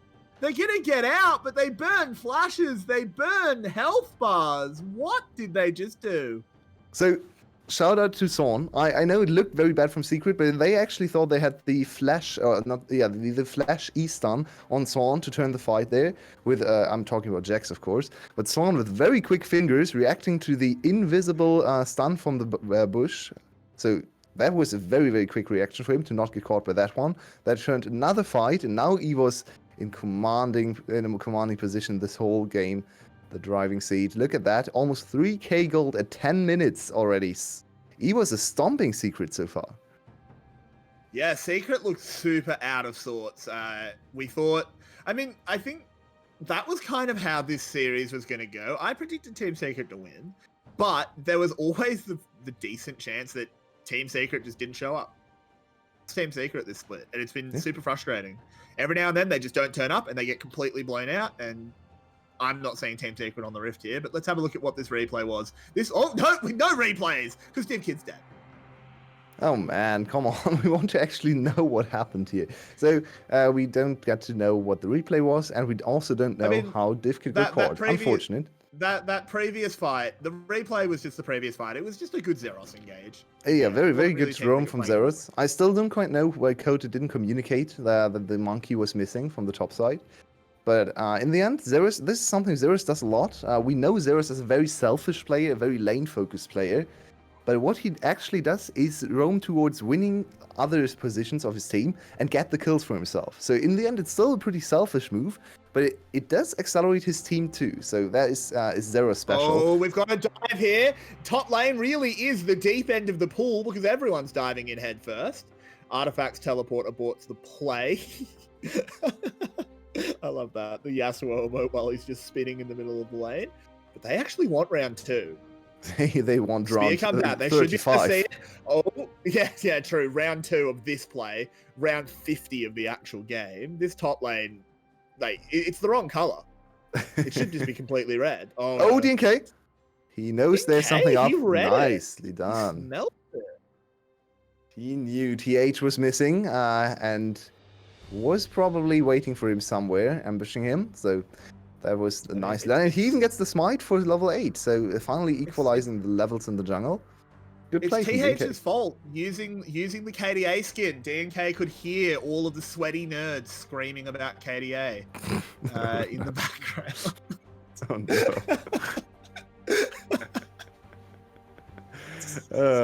Yeah, let's look at the replay. So where are we going? Div just wandering into lane. Didn't think anything would happen to him. And then Ashe Arrow, Bard, Braum.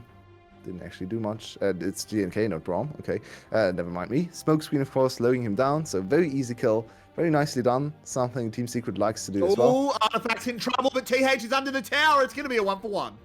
Oh, no, it's not. Stopwatch. Ooh. He lives.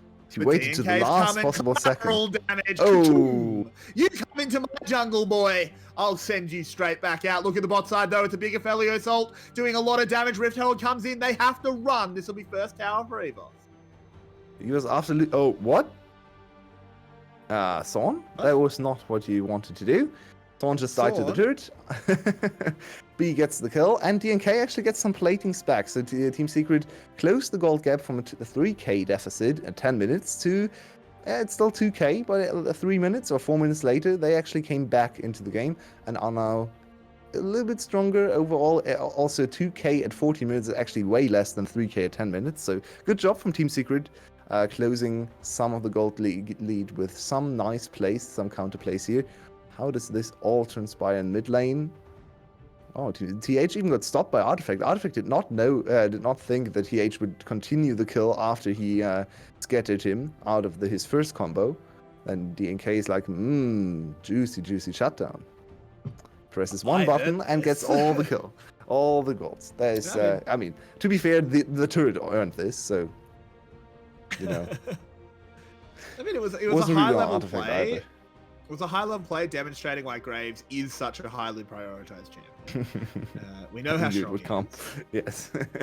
Always gonna happen. There's no Jin in this game, so I can't make fun of you for that one. But Graves got picked. So, looking at this one, it is of course still EVOS with a decent lead, but Team Secret do have one dragon. The next one spawning in a minute and a half. Where are you looking your way? Yeah, I just want to check in with the items right now, because we are approaching the mid game and we are out of laning phase, or maybe not completely out of laning phase yet, but we have kind of enabled a little bit more roams, a little bit more map plays. 𝗳𝗏 has been caught out. He's going to go for a little bit of alcove gaming, caught in that smoke screen. He's spinning. There's the clone already used, the second half of the cyclone. He's got absolutely no chance of getting out here. That's a kill. Oh no, this is a disaster of a teleport. Who cancelled it? Coded. Wait, Coded, you're inting. Teleport. Coded, inting. Oh my god, Coded. Coded. He just. Oh, that is horrible. I have no words. Beans over his shirt. He has beansed it your way. He has pooed the bed. Coded, that was a horrible, free kill Coded. for your team, and instead you die for absolutely nothing. He even flashed. He lost he lost everything. He lost the wave. He lost a lot of turret damage. He gave a kill over to th, who's now level 12. He was already struggling in that matchup. And before the play started, I want to point out TH's items, because TH is now on one item. Coded, why? Oh my god, Coded. It's TH another was case dead. of bad communication on Team Secret. Coded failed to communicate the roam that led to the first big lead for EVOS. Now the bot side failed to communicate to Coded that the TP is actually something good for them. So Team Secret looking very disjointed so far in the voice comms, or what we can see in game from the voice comms. So worrying signs all across the map, and we know Team Secret is very prone to tilting. So we might see a little bit of tilt come in. There's another 1v1 in the top side. Oh, it's not a 1v1 anymore. Here comes Sorn and 𝗳𝗏. And you talked about tilt. I think Coded might be about to roll down some hills, as he's about to have to fend off 3. 𝗫𝗀𝗃 has died on the other side of the map. We'll have a look at that one when we have a replay. He's trying to turn it around, but there's no hope. Nope. Too many magic damage dealers that also don't rely on their abilities, so E doesn't actually do that much. Of course, it's still 25% damage reduction against AoE abilities. Not enough, though, against 3 very strong members from the top side of EVOS. What happened to 𝗫𝗃𝗃? Let's, we will probably get a cut short replay in a few seconds. But this actually gave Team Secret a lot of big way back into the game. They dominated the map state now. Broke tier 1 turret mid lane, and actually only 1.5k gold behind, so this could all turn around here. There's the eye. Team Secret do want to go pick it up. DNK secures it. B's Black Shield has been used, but there goes 𝗳𝗏. He's cycling the back line. He's knocking them all up. TH has got the first kill. Coded arrives with the teleport. Venus is about to have his soul shackled. Can Coded trade it back around onto B? No! The collateral damage to try and help him out, but B gets over the wall. Now, that ward hop will get Jax out of there alive. So it's a Herald for 1 at the moment, but this fight's not over. Unbreakable blocks the spear. DNK securing the red buff. And they're still on the run. 𝘁𝗏 doesn't hit the spear. That has to be the end, surely. They're not going to go any deeper. Oh, 𝗁𝗁 ult coming up in a second or so. He really wants these kills, but I think they are going to call it up. Good rotation for 𝘂𝗀𝗺 here to get the mid lane turret, something VCS teams are actually quite good at, reading the map states and just getting some random objectives when the other team tries to do too much on the other side. Well, nicely done. I mean, there's nothing 𝘂𝗀𝗺 can do. He flashed the arrow, so he tried his best. Maybe a little bit too aggressive there, going to defend the turret against 4. It's never going to happen. In the end, that play got Secret back into the game. They are now once again staring at a 3k gold deficit, losing the next fight there. And very good play from 𝘳𝗏 on his Wukong. The analysts questioned the Wukong again and again in the drafting phase, because the champion isn't really played across the globe anymore. It got nerfed many times, but it's still one of 𝘳𝗏's best champs, and we can see why he wants to go to it. Oh, there's another Ash arrow coming out. 𝘂𝗀𝗺 can't flash it this time, but he does get the black shield. That Braum stun won't land. 𝗂𝗏 dives into the backline. The 𝗱𝗏𝗺 assault misses, but 𝗂𝗏 isn't missing much. Celebrity is on a sliver of health. Will anyone actually die? Yes, finally, it's 2 of them. Hero. Artifact. Ash. Artifact with the big scatter. The Baron. Baron spawns. Do they go straight onto it? Yes, they do. 𝘁𝗏 is alive, so is Wukong with his big AoE ultimate. No flash though, so can he get over the wall to actually threaten them here? 𝘁𝗏 level 12, he is on the same level as DNK. Ooh, 𝘳𝗏 finding a way in. There's the Cyclone. That's a massive glacial fissure though out of this Braum. Baron resets. Is that going to buy them enough time for their carries to get up? 𝗂𝗏 is about to be alive. Has to run there, though, as his teleport's not available. Oh, DNK. Stops the Baron. Coded wanted to go in, or perhaps was just fending off the 𝘁𝗏 re-engage. Artifact needs to be careful. Hits the good scatter. Some very slick movement there from DNK, dodging absolutely everything on the chase.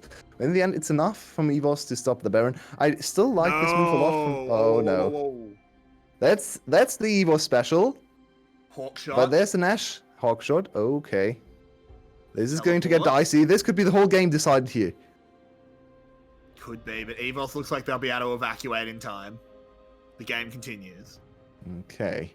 EVOS wanted this Baron. This Baron would have probably spelled the end of the game, because they are already up in gold. But now they're going to lose a lot of mid prio, because everyone went to the Baron and had to evacuate the vicinity. So now another mid turret drops.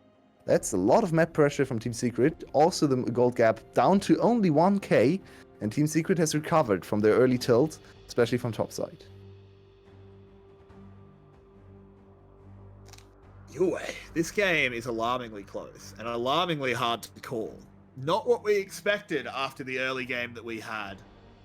Jax has been pretty much muted. Oh, a lot of CC being thrown out. Taken by Venus. This looks like the dragon could be the next site of a massacre. It has been pulled now by Team Secret. Yeah, Team Secret sitting on 2 dragons already, so this could be a very, very big capture here.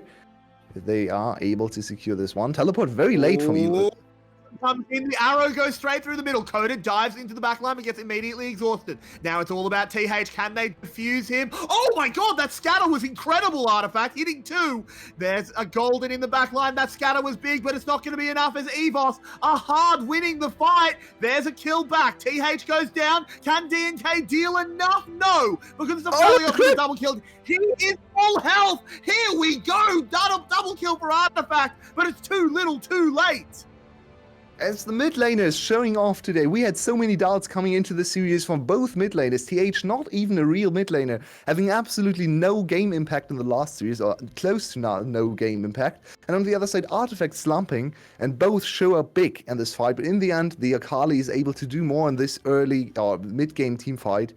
And let's look at this again. 𝘳𝗏 has no flash, but still gets a double knockup here. Doesn't do much. Coded immediately exhausted, has to flash back. Now this re-engage from 𝘳𝗏 is really big, and all the damage from 𝗁𝗁, everyone is focused on killing her, but of course the stopwatch buys so much time to then also allow EVOS's backline carries, especially 𝘁𝗀 and 𝘁𝗀𝗃, to catch up and get all the damage in. So it was all set up And by the two Yulwei. solo laners and followed up by the Artifact- ADC.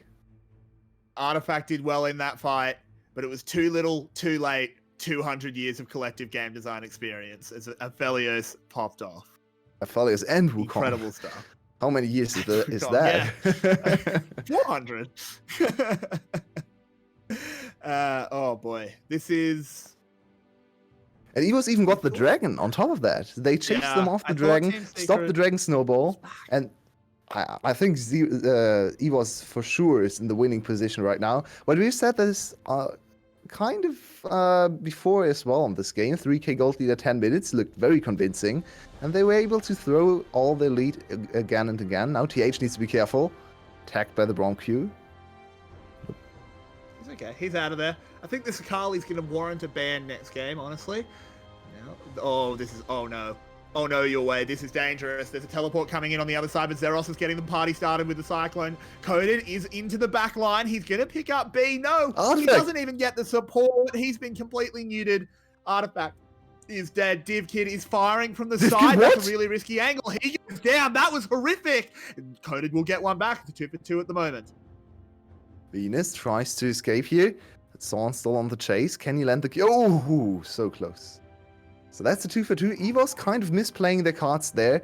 They were in a much better position to win this fight. They deleted the strongest carry on the other side in Artifact immediately, even forced his flash, and were kind of then too confident, a little bit of hubris maybe coming in, and especially 𝗃𝗃𝗃 with some very questionable positioning.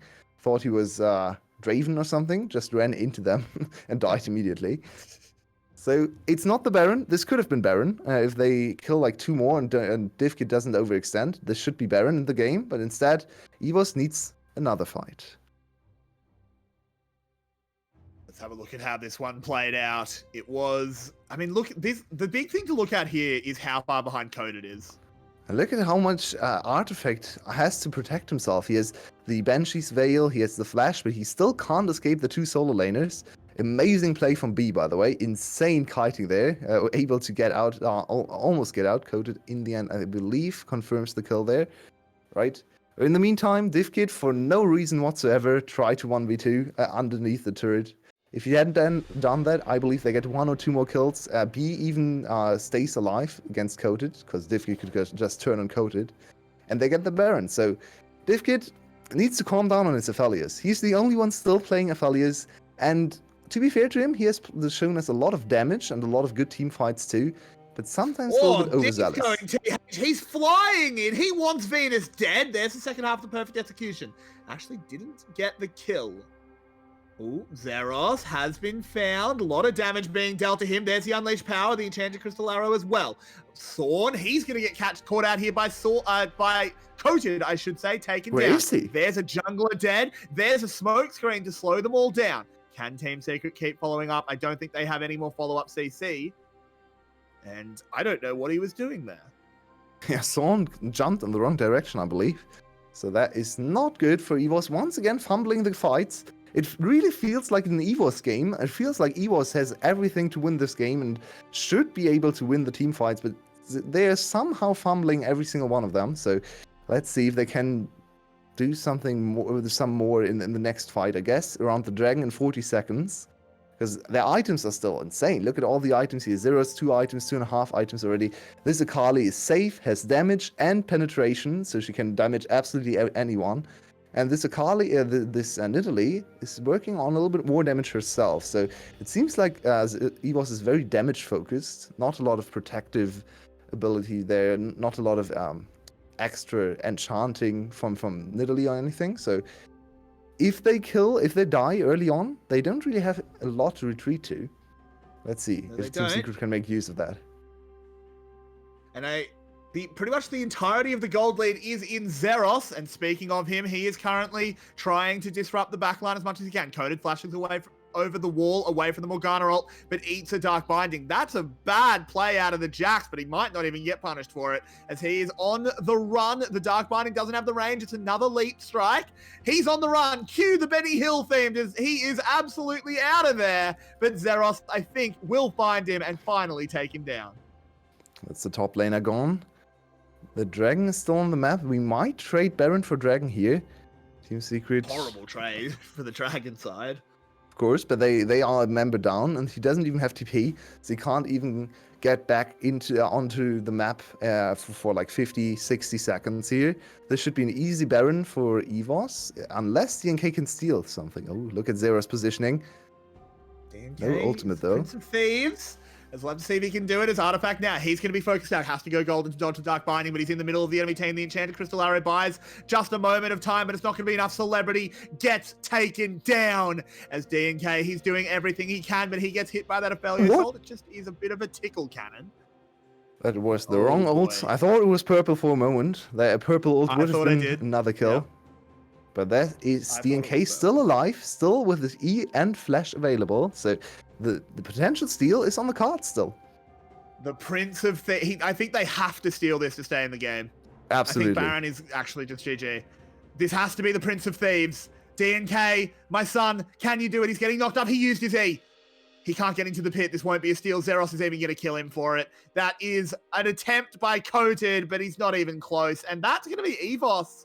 They're not going to do it now, but they're looking like they're going up to a 2-0 lead.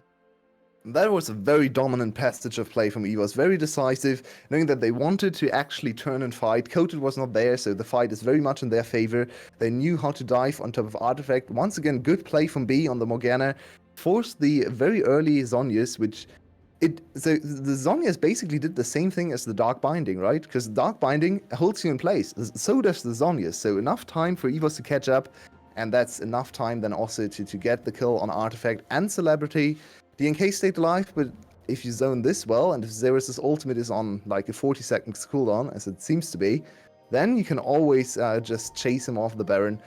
It's another objective secured. They get another Drake on top of that, so the Dragon Snowball isn't even, or the Dragon potential soul for Team Secret isn't even here anymore. This game looks over. It does, and Team Secret, they're going to be on a long road to keep their postseason alive, unless any miracles can happen in this game.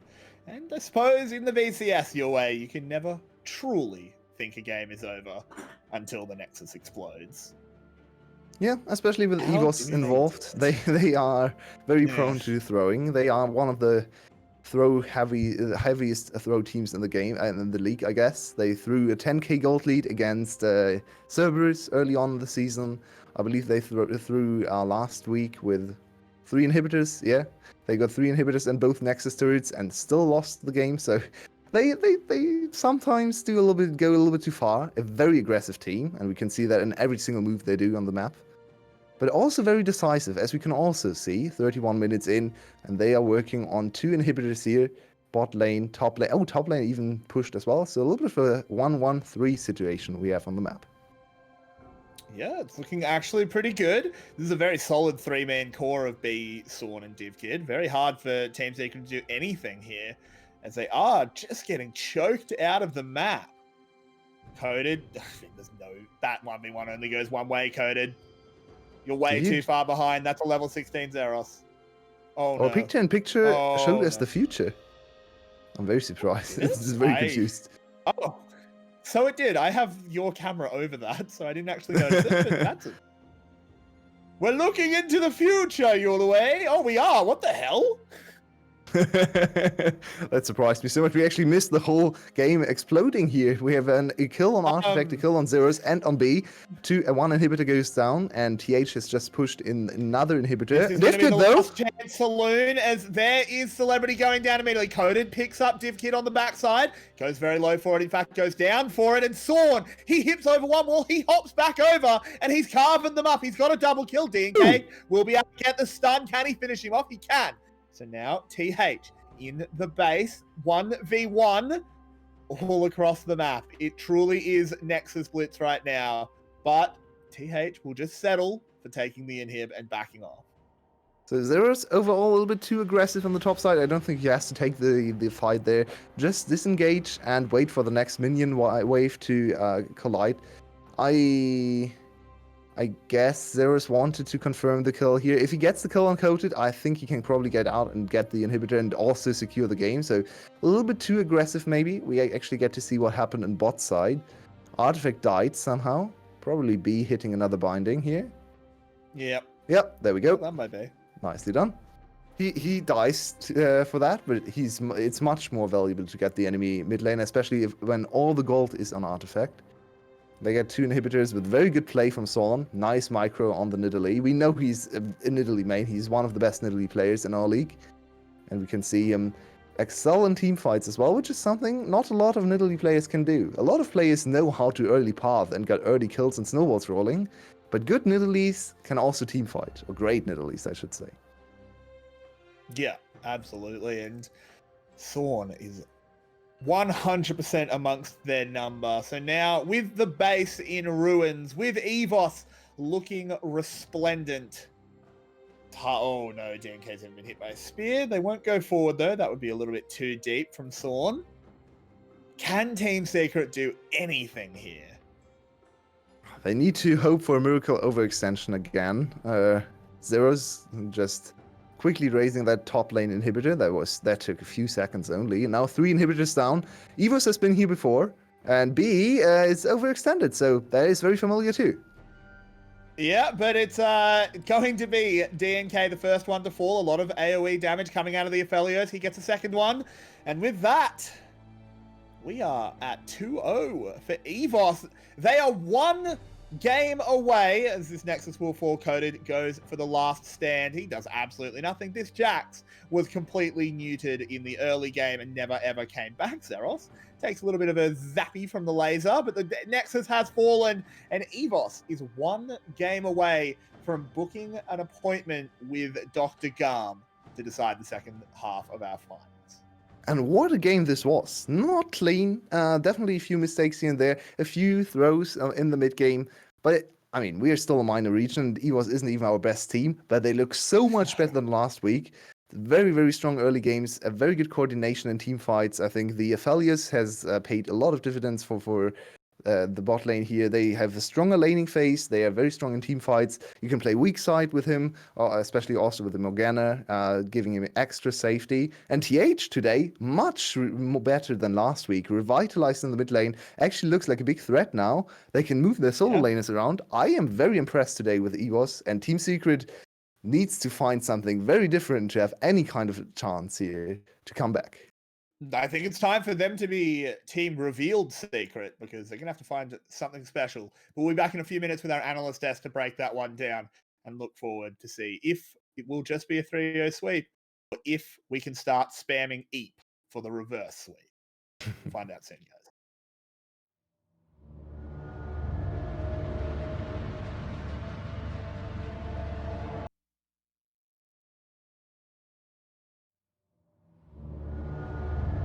New from VCS English, it's the Yulwei announcer pack. Welcome to Summoner's Rift. Bringing you all the insight of VCS English's premier analyst. Oh, so in this game, we get to see the great counterpick that is 𝗀. He's not going to be in ahead in CS and lane, and then he's going to get outscaled too. The best of both worlds, honestly. I absolutely hate this champion. Please don't pick him again. Whenever I see him, he doesn't do anything. I mean, maybe he's decent in lane, but then afterwards, what does he do? The champion just... It sucks. It's the worst center, in my opinion. You should never pick him. Why are you in Baron all the time? You don't need Baron with this composition. Just go to the lane and take the free turrets. There are other objectives on the map too. Just look around.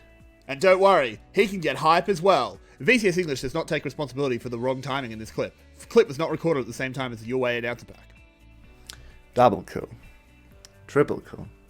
Okay, I'll get more excited. Quadra kill. Hello? Every day? Where are you? Panther kill. This is not my job. Help. From the moment you joined the game, Yulwei is there to help. Nope. Not a champion. 𝗁𝗂𝗢, I want to see 𝗁𝗂𝗢. This is a perfect 𝗁𝗂𝗢 spot. Looking at these first few picks, I believe this could actually be a good spot for Teemo. This is a jungle Teemo game. Ugh. You have been slain. Why are you inting this much? Yulwei makes sure you know when you've done well. Those were some nice dancing shoes. Good job. and when you've done bad. Ooh. Oh no. We saw that. Good dodge. The Yulwei announcer pack will be coming to you soon for the low, low price of $49.99 plus shipping and handling. Welcome back after an absolute shellacking from EVS. Team Secret absolutely in shambles. And guys, I'm worried. It's happening again. Clockwork's already converted to EVS. His hat has changed sides. It doesn't imply anything. It doesn't imply that I don't believe in a reverse sweep or anything. I'm just like, maybe getting ready for something. Yeah, the hat has chosen. The hat is EVS chosen. could be looking to knock Secret out of playoffs again. It's looking increasingly likely that it's going to be that. Laning phase has somewhat gone even in some semblance of the word. There's been kills across the map. But when Secret have been putting so much of their draft emphasis onto top lane and not really getting anything out of it, they start falling apart around these larger fights when they need 𝗀𝗄𝗃 and DNK to be so far ahead to pull off these fights they are being baited into, something that we've carried on as a narrative throughout the entirety of today. It happened again this game. EVS just outfought them at every turn. Yeah, and absolutely, I want to put some highlight on TH. At this point, TH and his Akali, he's not autofill mid laner anymore. He's a full-fledged problem, and Team Secret needs to address him because they can't overlook his Akali again. I really think that they should start targeting his champion pool and put him in a hard spot because he is popping off, and Secret cannot control him at the moment. Yes, so far Secret's bans have been very topside focused, hitting the Renekton and the Camille last game. But they even went to target the Galio instead of something like the Akali, which has been shown from EVS multiple times so far. And TH has just looked damn good on it. So we definitely want to see that banned, I assume. And other than that, what does Secret do? Is 𝗀𝗃's not looking like he's looking like bloated. He's not goated. And that's why I'm kind of, as much as Artifact has been playing very well, I think he has been the standout performer on Secret so far. You need to get him out of lane. You need to get him to help top lane because 𝗀𝗃 is blatantly not confident this series. He is losing the 1v1. He's positioning his way very poorly. We saw that Son on the Nidalee managed to shut down the Jax very early after there was a potential early solo kill coming in. And of course, he did manage to get one in that dive later into the game as well. But if 𝗀𝗃 is not going to garner his own advantages, someone else needs to help him with that. And DNK hasn't managed to do it on his own. Maybe Artifact needs to step in there too, pick up the TF with the Galio. Maybe not ban one of those and pick it up. And you did mention Son, huge impact this game. Absolutely taking our player of the game for game 2. I think I forgot to mention in game 1 that did go to TH. Whoops. But TH, excellent performance in both games. Son, absolute standout in the second game. This mid-jungle duo is really wreaking havoc. And but on the plus side, for 𝗀𝗃, go for it. If I can add something on Soren, as I said before game 1, he is really managing to figure out what DNK wants to do and isolate the matchup in the top lane and prevent 𝗀𝗃 from getting the help he needs to start the snowball. So we saw that perfectly in game 2, and I think he's going to be repeating that strategy again in game 3 because DNK does not look like he has either counter strategy or a way to divert, like to choose another lane to focus as well as he did with 𝗀𝗃. And Team Secret looks like they're being punished by their monodimensionality, while EVS has more option and they're playing them very well. Yes, they're certainly having that extra play style is helpful. That said, if we do see Secret switch up and maybe head towards that bot side, Celebrity and Venus haven't been playing badly at all. I know. And yeah. and they did camp a bot quite a bit in that first game, which was much closer. So perhaps we look for that bot focus from Secret. I wonder if something like an early center lock-in and then hold some counter picks for the top side of the map might be even better, though, because I know that you're saying focus on the bot lane, but maybe you can have a bot lane that can just impact the map a bit more. Don't go for something like a Braum, have something that can roam around a bit more. A Bard, a Pantheon, we've seen that banned quite a lot. If you get yourself something that can survive that early lane, because, you know, these TVTs, they haven't been that explosive yet. We've not seen, you know, a lot of early dominance coming in from either one of these lanes. If you then get a center ult coming out across the map when you have 𝗀𝗃 being collapsed on, it means that that isolated matchup becomes slightly less isolated because there is an extra ultimate being committed. There might be a support roam coming in too. Maybe that's the answer to it. There are multiple ways to try and go about this problem and the problems which Secret are having. This is another angle they could go towards. Yes, well, we do. I imagine they are on that red side again for the side of Team Secret. Giving 𝗀𝗃 the support he needs could in fact be the secret to their success. Yep. And I think that maybe, so Secret has always been one of the team that tried to innovate the most in VCS. So even some picks like 𝗬𝗏 carry, I don't know if they're like still relevant in the meta, but still providing some safe pick for Celebrity to hold the lane without getting too much threat, and also helping the top lane with a global ultimate. So maybe they're waiting until they're forced to pull out some funky strategy. If they have something like that, it's the moment to pull it out. Now's the time.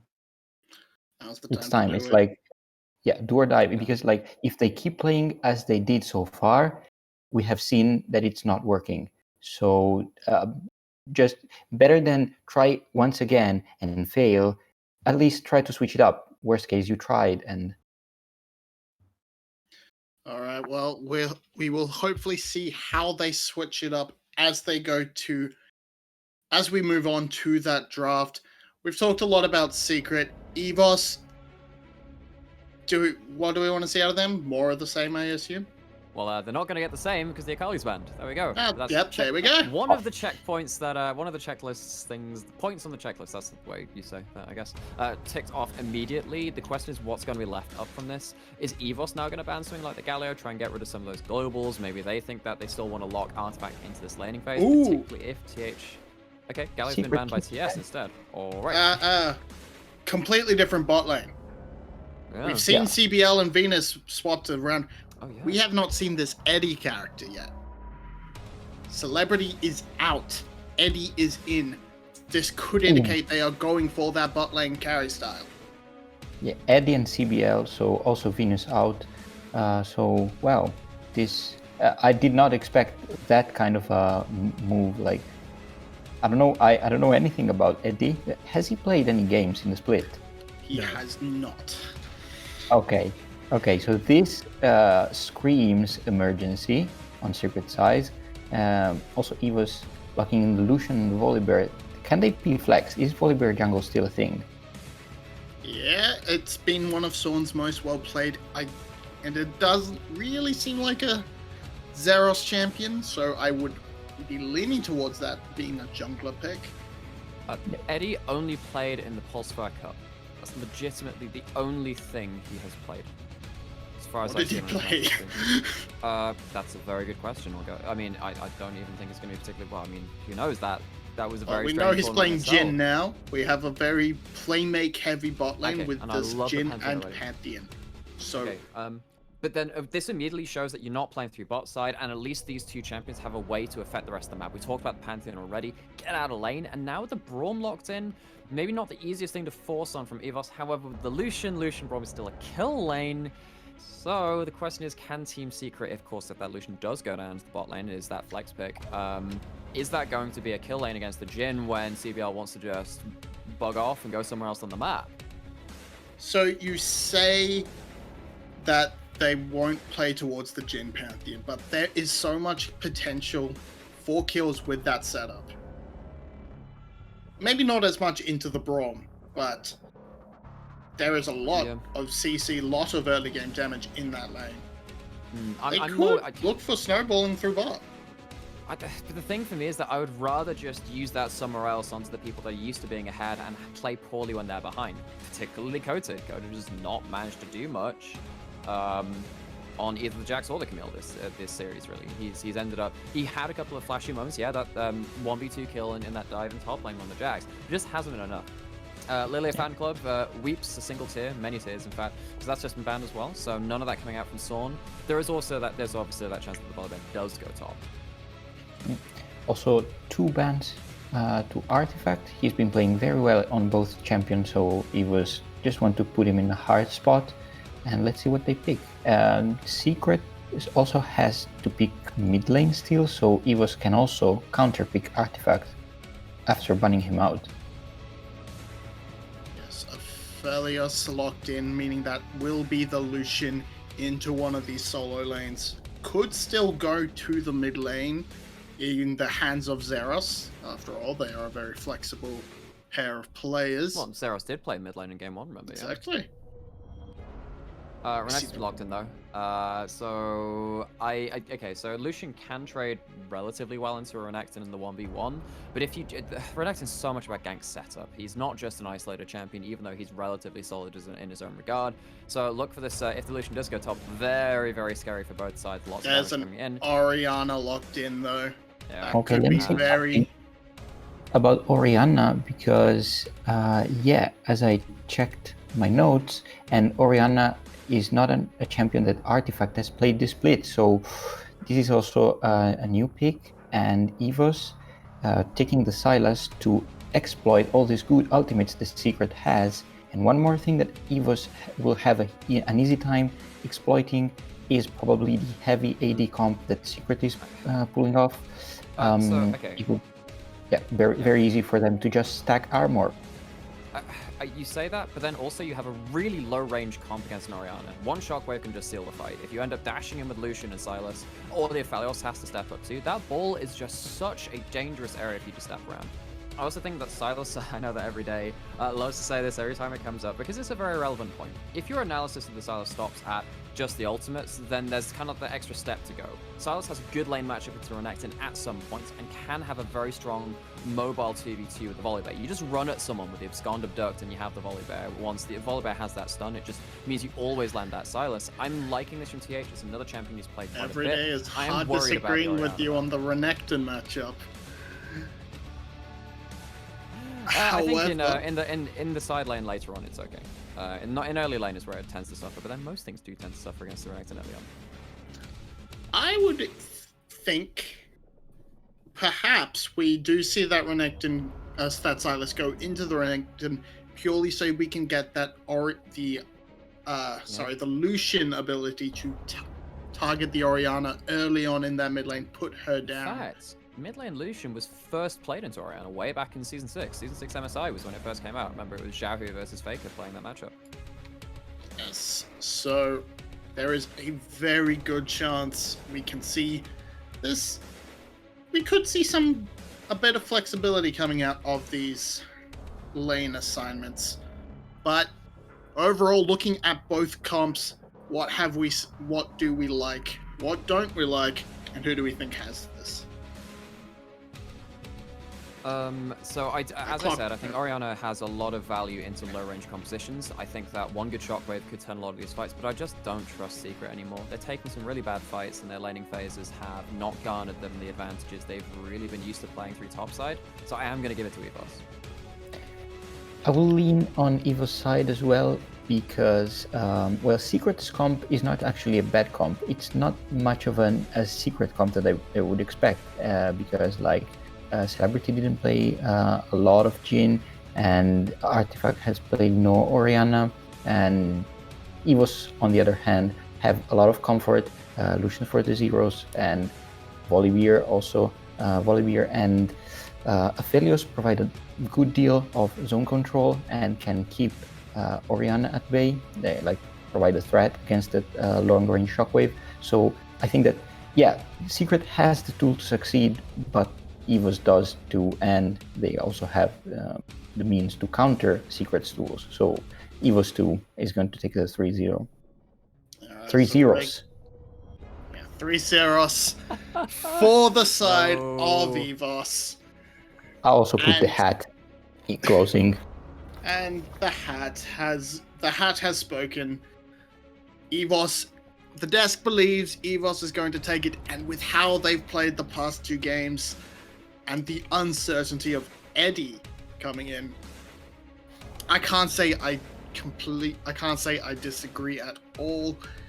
Plus, one of the weirder interactions, 𝗀𝗄𝗃 stops the ball from Orianna, so potentially they could Yeah, get some so- outplays and stop Orianna's The effectiveness. really of interesting the thing with call. that, so if the Q is blocked, it just stops it at the shield. If the E is blocked, it pops straight onto Orianna. So if you shield someone behind, if you end up using the command protect through the Braum shield, it pops right back to her. You get just the worst kind of sombreros coming out because you've just not seen where the ball's gone.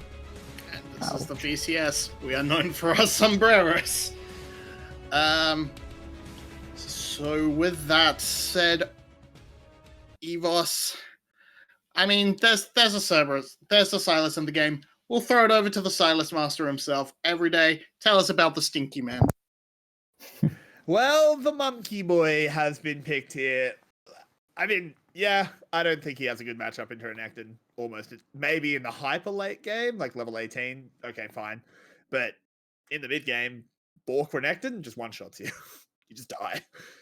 But Yulwei, what are you thinking of these drafts?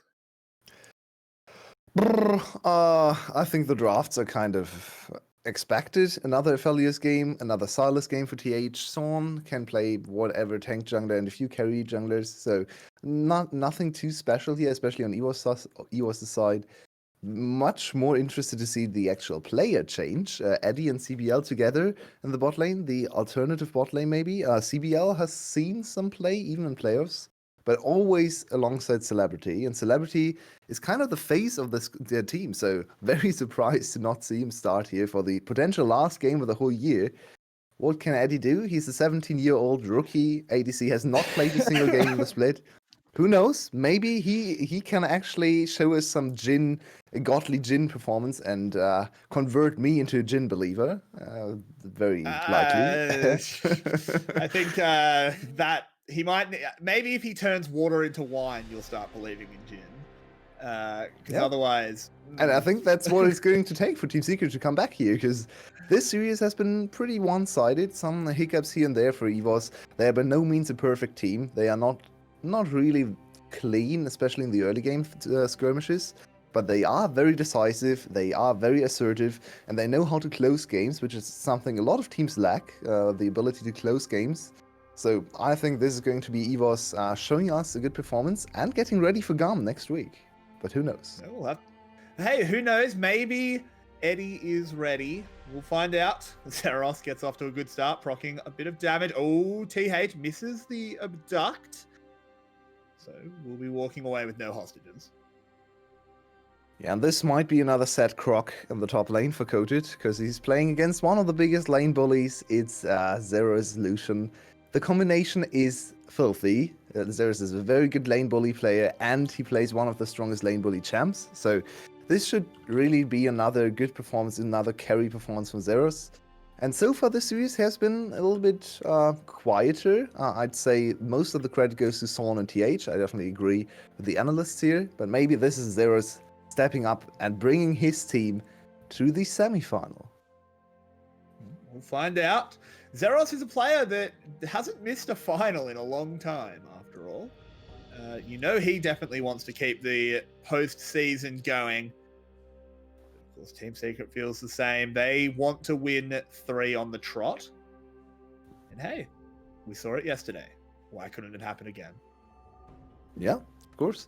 Yesterday, maybe a little bit of a different situation here. Not quite as much desperation, I'd say, for Flash, because of course they would have had another chance. Now that the second chance, of course, goes to GAM, and GAM will be waiting for the winner, most likely EVOS, but maybe Secret.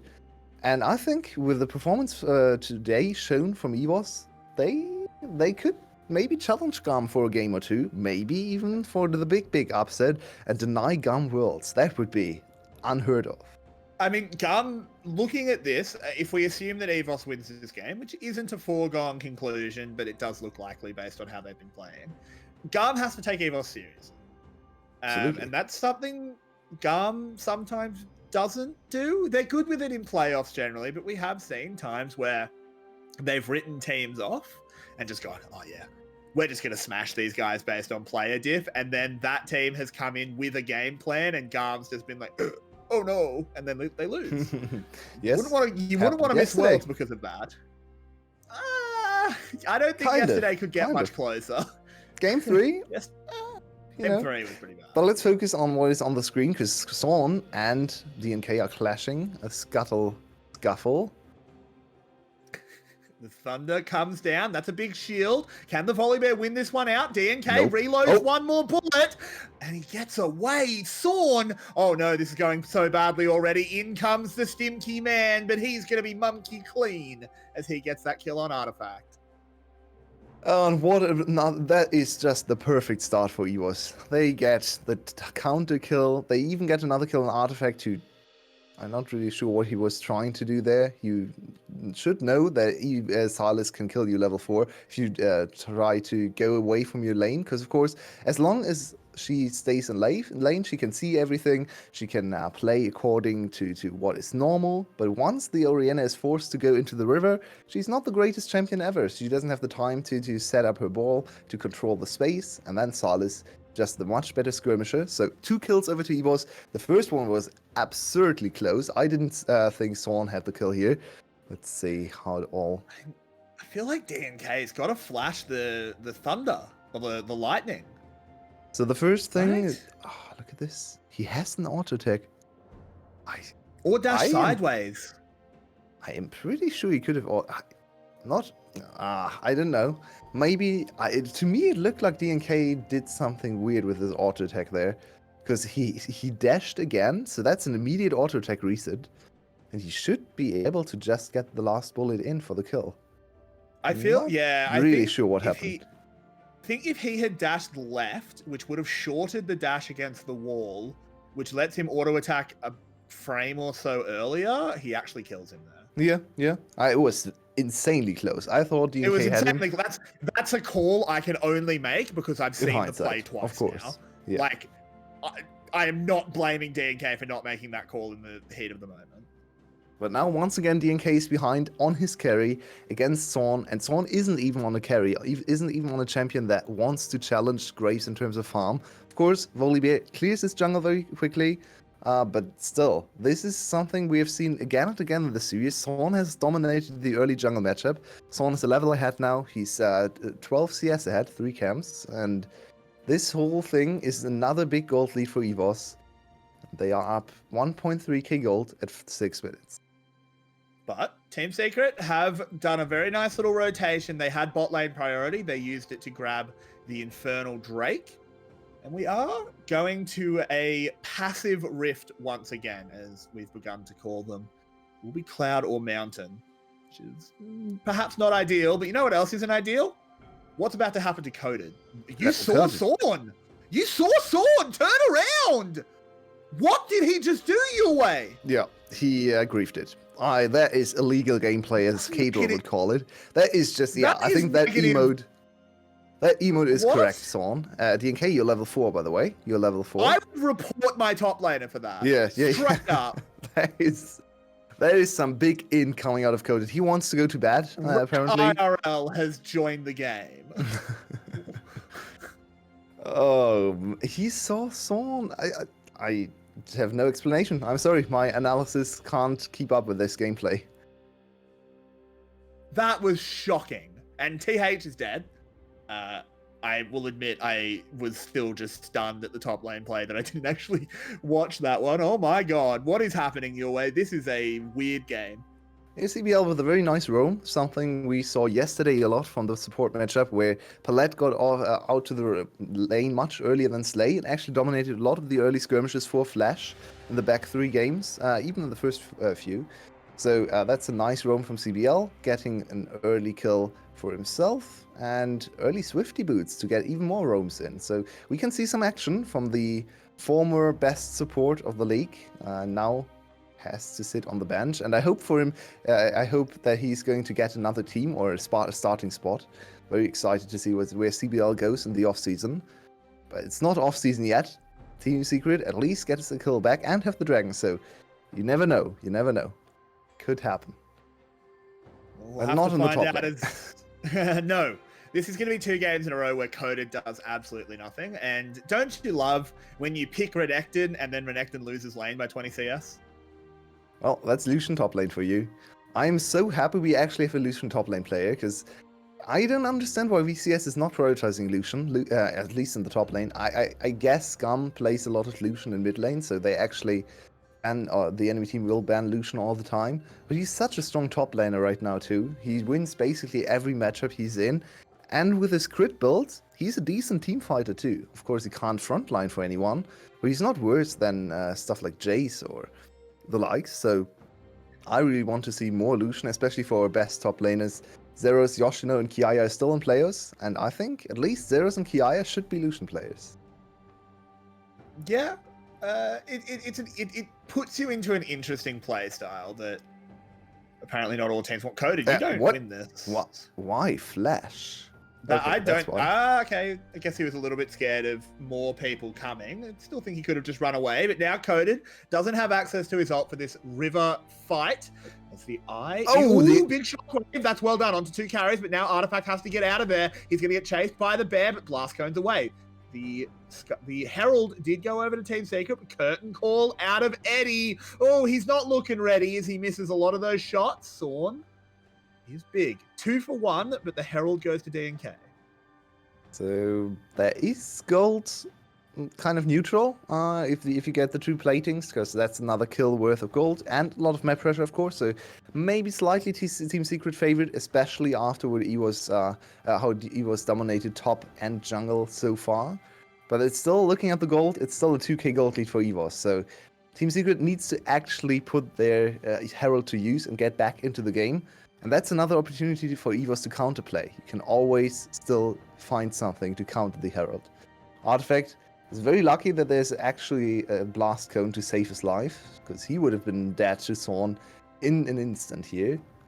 𝗁 kind of wants the kill, but yeah, he's 𝗃𝗀𝗆𝗺. He can't go for that. He's still very far ahead in the jungle, 1-0-3 and a CS lead on the early game jungler. So once again, a good game for 𝗁. Yeah, 𝗁's had a banger of a series. I was a little bit sus of the Volibear pick. I almost thought he could have gone back to something like his 𝗁𝗏𝗏, but he's making it work so far. And ooh, down here we do have the CC combo, but look at that Jhin damage. Dealt about 50 damage. Yeah. And now 𝗁's here to now counter going the for play. DNK. There's a 𝗚𝗄𝗄𝗆 looking good. This is a good start here. DivKid, he's getting spooled up with those chakrams, but he's going to get taken down by CBL. And now it's all Team Secret. As Eddie is full health, DNK gets the kill, and only 𝗁 gets away. And the counterplay goes horribly wrong. The EVOS counter themselves and let Team Secret back into the game. This happened last game as well. The EVOS was ahead 3k at 10 minutes and then only 1k at 20 minutes, so, or even less than that. So EVOS definitely not clean enough to bring their early game leads to the finish line. Most of the time they still win the game. Let's see if they can do it again. And 𝗁𝗲 is here. No, it's 𝗁𝗏. It's both. Look at that. They're coming out in queues. DNK, he is going to have to be sacrificed, but Eddie tries to turn it around. Lands a deadly flourish. 𝗁𝗏 is kind of in no man's land, dealing a lot of damage Yes. to 𝗀𝗃.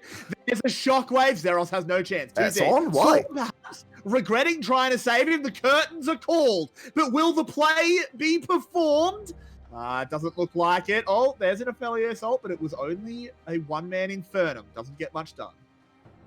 So in the end, it's another 1-for-1 trade in terms of kills, and 2 teleports forced from the side of EVOS. So actually, once again, positive for Team Secret. They closed the gold gap using the Herald, and are now only 400 gold behind while still sitting on the dragon advantage. So Team Secret in a decent spot to fight back and maybe start what could be another reverse sweep today.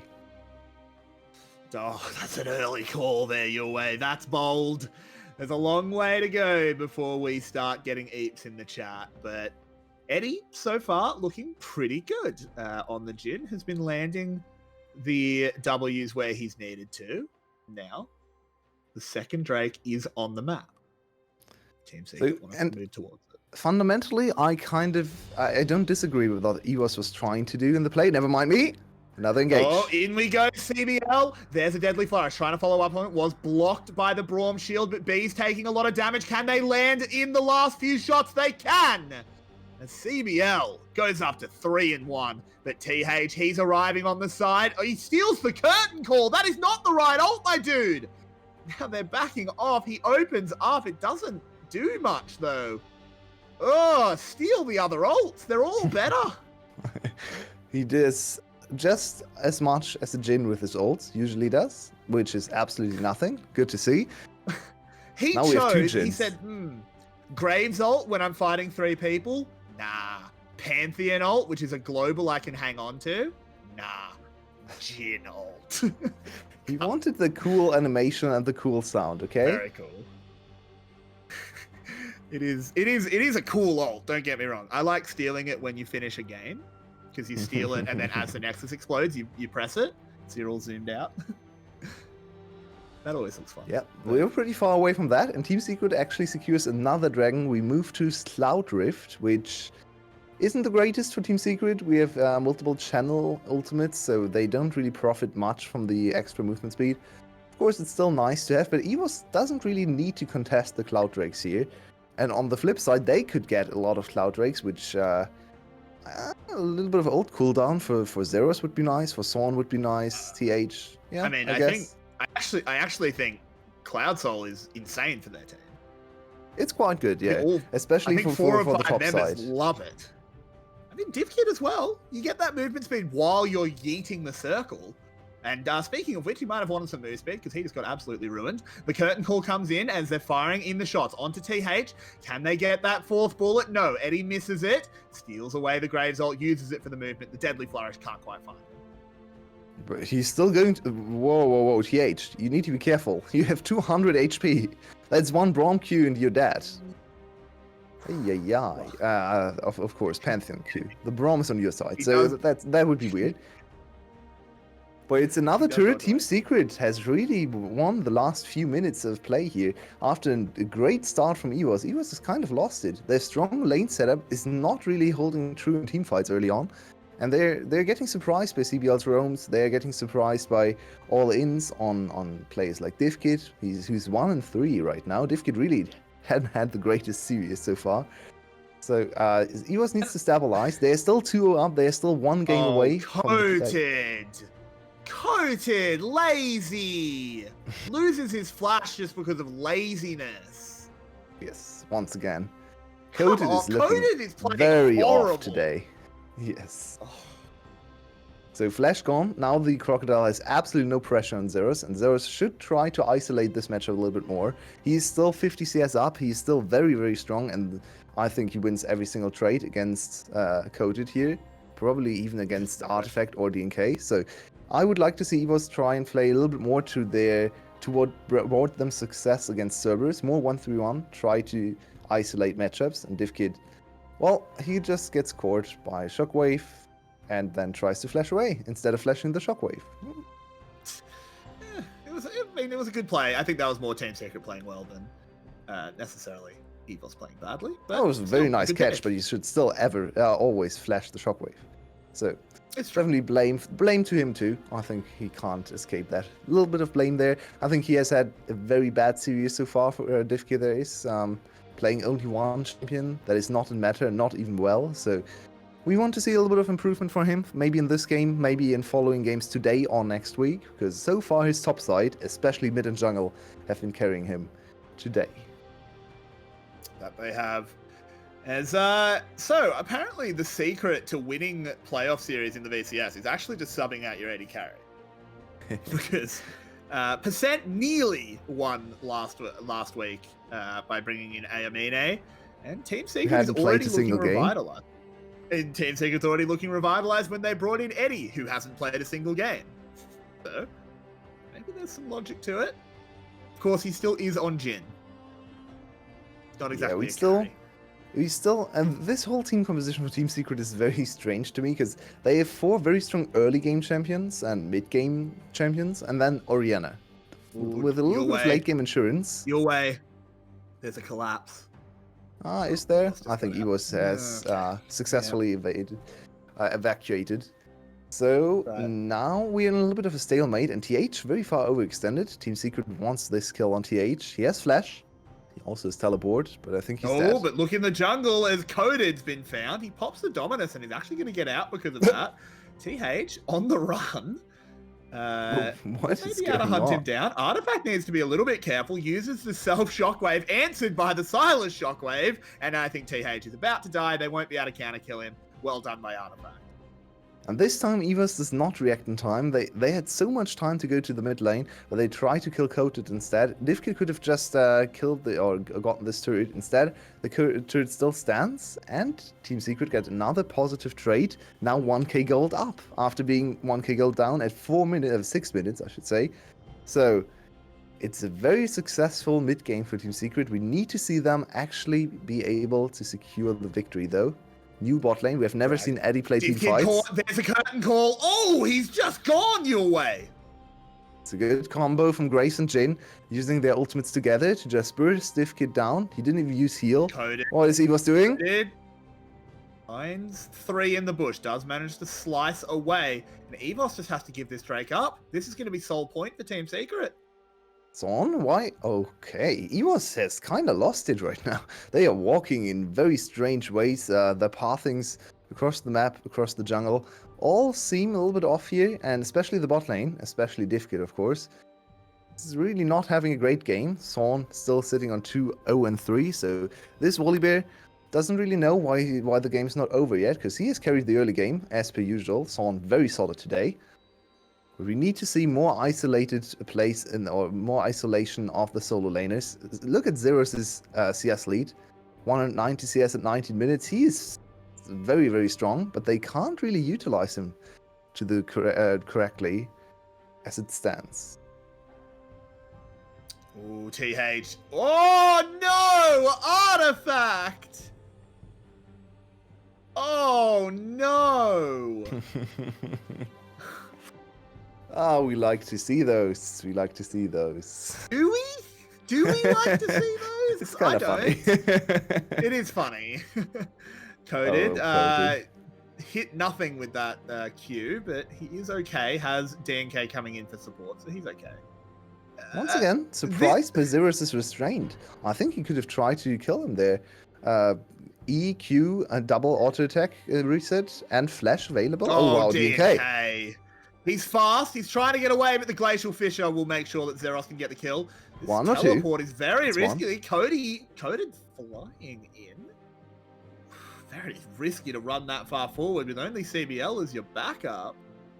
He just wanted to catch one wave, waited for 𝗀𝗃𝗃 to get back, and he gets punished immediately. Very nice roam from B, making his presence known on this Braum, one of his most played champs all career-wise. 𝘂𝗃𝗃 is 2 levels down on Eddie. He really is struggling to get any kind of farm, because every time he tries to go anywhere, there's 3 or 4 people collapsing on him. So 𝘂𝗃𝗃 pretty far behind in his itemization. Yeah, and it feels like Team Secret knows where EVOS' bread is buttered, and they're just making sure that 𝘂𝗃𝗃 can never catch up from this early game deficit. If this 𝗃𝗃𝗃𝗃 can't get rolling, EVOS potentially really struggles, because Lucian is so short range. Yeah, He look at the can gold outplay totals here. that. That's 9,000 gold for Eddie in his very first game of his career in a professional game, I believe. In a real professional game, because of course he played a few games in the 𝗁𝗁𝗺 Cup, but that doesn't really count. So that's a very impressive start for the rookie. On the other side, only 7k for 𝘂𝗃𝗃𝗃, so 2k down, and both build crit items, so that's quite a severe disadvantage for 𝘂𝗃𝗃𝗃. And I honestly think one of the things that really is helping Team Secret, and again, this is, a bit more speculative, they've brought in CBL and Eddie. It seems like such a strange decision. Zeros should be able to get away here. But they haven't had the sort of crappy mental night of the rest of the team, right? There was the massive tech pause, and then you get obliterated in the first 2 matches. Just bring in the guys that aren't tilted. What is going on with EVS? Did you just see that? I did. I didn't want to comment as, oh, the culling is good, but there's no follow-up. So TH failed to E over the wall. Okay, 𝗃𝗀𝗢𝗻, half HP. That's Shockwave gone, He's though. got red gun. Ooh, that's very aggressive from Team Secret. They thought they had the follow-up here. 𝗃𝗀𝗢𝗻, why? Can you please let Straight 𝗃𝗀𝗢𝗻 on, lifesteal for a second? They have teleport from Artifact, and his ultimate is on a relatively short cooldown here with one Cloud Drake, of course, under his belt and a little bit of cooldown reduction. So please just let 𝗃𝗀𝗢𝗻 lifesteal for a second there, EVS. That would be great. Thank you. I mean, Secret's not really letting him approach the wave. Look how much pressure they're putting on him. There's the curtain call following up on the smoke screen. 𝗀𝗀𝗢𝗁 going forward. Can't get anything done. He gets glacial fissure. The crocodile does absolutely nothing. CBL arrives in the back line and immediately regrets his positioning. That 𝗬𝗎𝗺 was thrown out and finds absolutely nothing. No heal for 𝗃𝗀𝗢𝗻. He's in burst range. 𝗳𝗏 is the target though. The deadly flash out of Eddie is fantastic. And he flashes over the wall. Eddie absolutely smurfing this fight. The shockwave is massive. And Team Secret are not saying die. Artifact pays the price, but he is a worthy martyr for the team. Here we go, boys. And is that the Baron? They still have two ADCs. Both ADCs are kind of bad against Baron. But we might see them try this Baron. It's 23 minutes in. TH has teleports. The 𝗂𝗏 has teleport too. It's quite an aggressive call here. I think double TP is going to come from EVS. 𝗂𝗏 is the first one to respawn, and we have the pink ward. Yeah, they're calling this off. They could have gotten a few more turrets in mid lane. I think that is not the correct decision here by Team Secret. Usually I like early Baron attempts, but I think that was a little bit too aggressive. And now EVS, actually with more members on the map, might be able to contest for this Soul Dragon. Yeah, it's possible, but everyone will be out of the base in time, I think. They are all flooding towards it. EVS could just burst it down. See if they go for it. 𝗃𝗀𝗢𝗻 on 2 items now, so he actually has the damage against objectives. Goodbye. Nicely done. That is kind of on Team Secret. They could have secured the dragon here if they focused on the Dragon Soul instead of running to the Baron. Of course, if the Baron succeeds, you actually just win the game, but it was pretty low percentage chance of succeed. OTH, where are you going? He knew. Oh, okay. Flashes to Shockwave and the Deadly Flourish follow-up doesn't land, so... There's didn't the need to use TP his deep flash. from TH. He wants more. Yeah, that's very deep. He has access to hijack. There it is. Steals away the Shockwave. Can go for the kamikaze 𝘂𝗍. He tried that last team fight and horribly missed the Shockwave, so I'm not the biggest fan of Shockwave 𝘂𝗍. I've said this before. Always seems a little bit off theme for the champion, I believe. So can we not have let's this see. argument? Can we have one 𝘂𝗍 game where we don't have this argument? Just go back and watch the last team fight is all I'm going to say for this argument. But let's watch this one first. Ooh, Team Secret. Wrong position for both teams. Yeah, they flipped it, but Artifact is found. The culling coming in, whipping bricks at him. CBL dives forward. The shockwave comes out of 𝘂𝗍, does absolutely nothing, but CBL gets instantly murdered. 𝗃𝗀𝗢𝗻 goes down, though, and Eddie is still alive. Eddie is Artifact still full still health. assists. He can start whipping out some big shots. There it is. There's the shockwave. TH gets on the other side of it, though. And now it's EVS diving forward. They've gotten all the kills. Eddie, you are still alive, but he's playing Jhin Yulwei. DNK trying to get out of there. TH is the target, but there's no follow-up. Curtain call comes out, but it's curtains for Team Secret in this fight. And here it's not a single shot. Oh, this Jhin has already fallen off. Team Secret not able to stand up the fight. Very risky teleport from TBH there, but it pays off in the end. EVS doesn't really get much in terms of map positioning, but they are back in the gold lead. That will lead to nice items. They have very heavy champions, so they need a lot of gold on their champions. Double crit marksman, so those need a lot of gold for the 2 big crit items in Essence Reaver and, of course, IE. So, and then also mid laners who always like a lot of gold. So that is very, very good for EVS for their scaling. 𝗃𝗀𝗢𝗻 is working on a 3rd item. It's now 75% crit. And they are ready to fight again and again and again. This Jhin, this Graves, can they stand up to the double marksman on the other side that are not gated by any kind of ammunition system? I don't believe this, so... Well, we'll have to find out. What do you mean? 𝗏𝗏𝗺 is gated by ammunition. He has ammunition. It's his resource. Not so much gated by it, but that is now 3,000 health on the Baron. This is going to be an easy, secure and looking so good for Team Secret, but it's starting to fall. Artifact all is so apart. The far wheels away. are off the wagon. Artifact is not there. 𝗀𝗃𝗃 is just dead. This Renekton has done absolutely nothing. Eddie lands a good crit into the back line, but EVOS can just back out of this one. There's really nothing that Team Secret can do. And the classic EVOS play strikes again. Just run it, Baron. Super aggressive here. 5v5 on the map, and they still just one-shot Baron, basically. Get the big buff, get into a 4k gold lead, and with this, with the extra stats from the Baron, should be able to win the next few fights as well, and really put the final nail in the coffin to get into the next round of playoffs. It's another week they will survive. After finishing 5th in the regular season, that wouldn't have even put them in playoffs last split. They would have missed playoffs. And now they are in the top 3, or very close to confirming top 3. Over Cerberus, over Team Secret. It really is impressive. Let's have a look at this replay. Coded, this is a Renekton from behind. Yeah, and Artifact is so far away. He can't ever get into the fight into a good position to zone with his shockwave. The analysts talked about Artifact being a big factor here as the one champion that is very strong against short-ranged compositions, and he never participated in the most crucial fight of the whole game. So that is not a good sign for Team Secret. It ended up being a big loss once again. Yeah, and now it is EVOS, 4k gold ahead, Baron buff acquired, Aphelios scaling. And look, I want to give credit where it's due. A lot of people will sit here and flame the decision to bring in Eddie and CBL. I actually think they've had a really good game.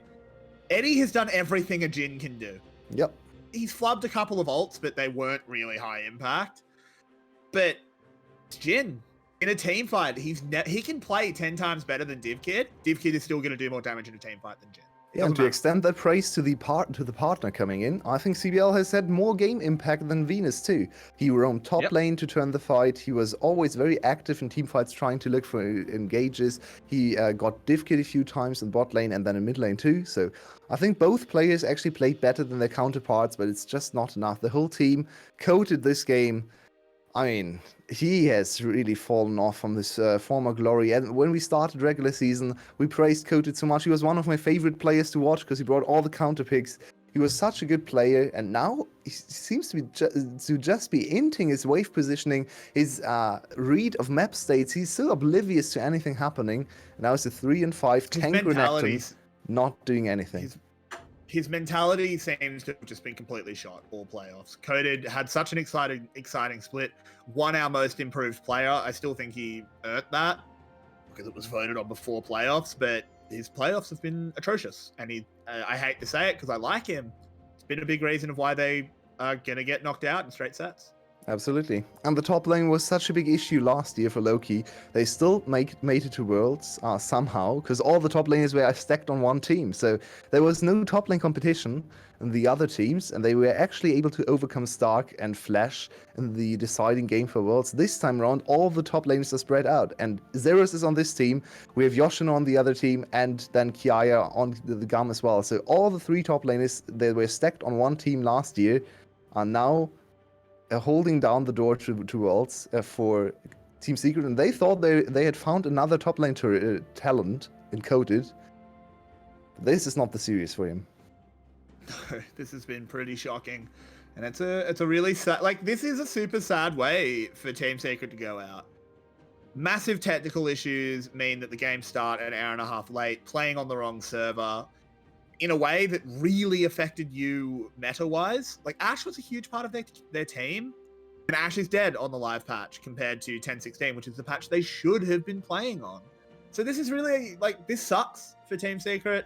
In the end, I don't want to take away from EVOS at all. EVOS has been the better team today. They've been the better team in playoffs. There's no doubt about that. EVOS is a deserving winner, but this sucks for Team Secret. I mean, the situation sucks just as much for EVOS as well. So it really is not great for Team Secret, but it doesn't suck as much when you win, right? Of course.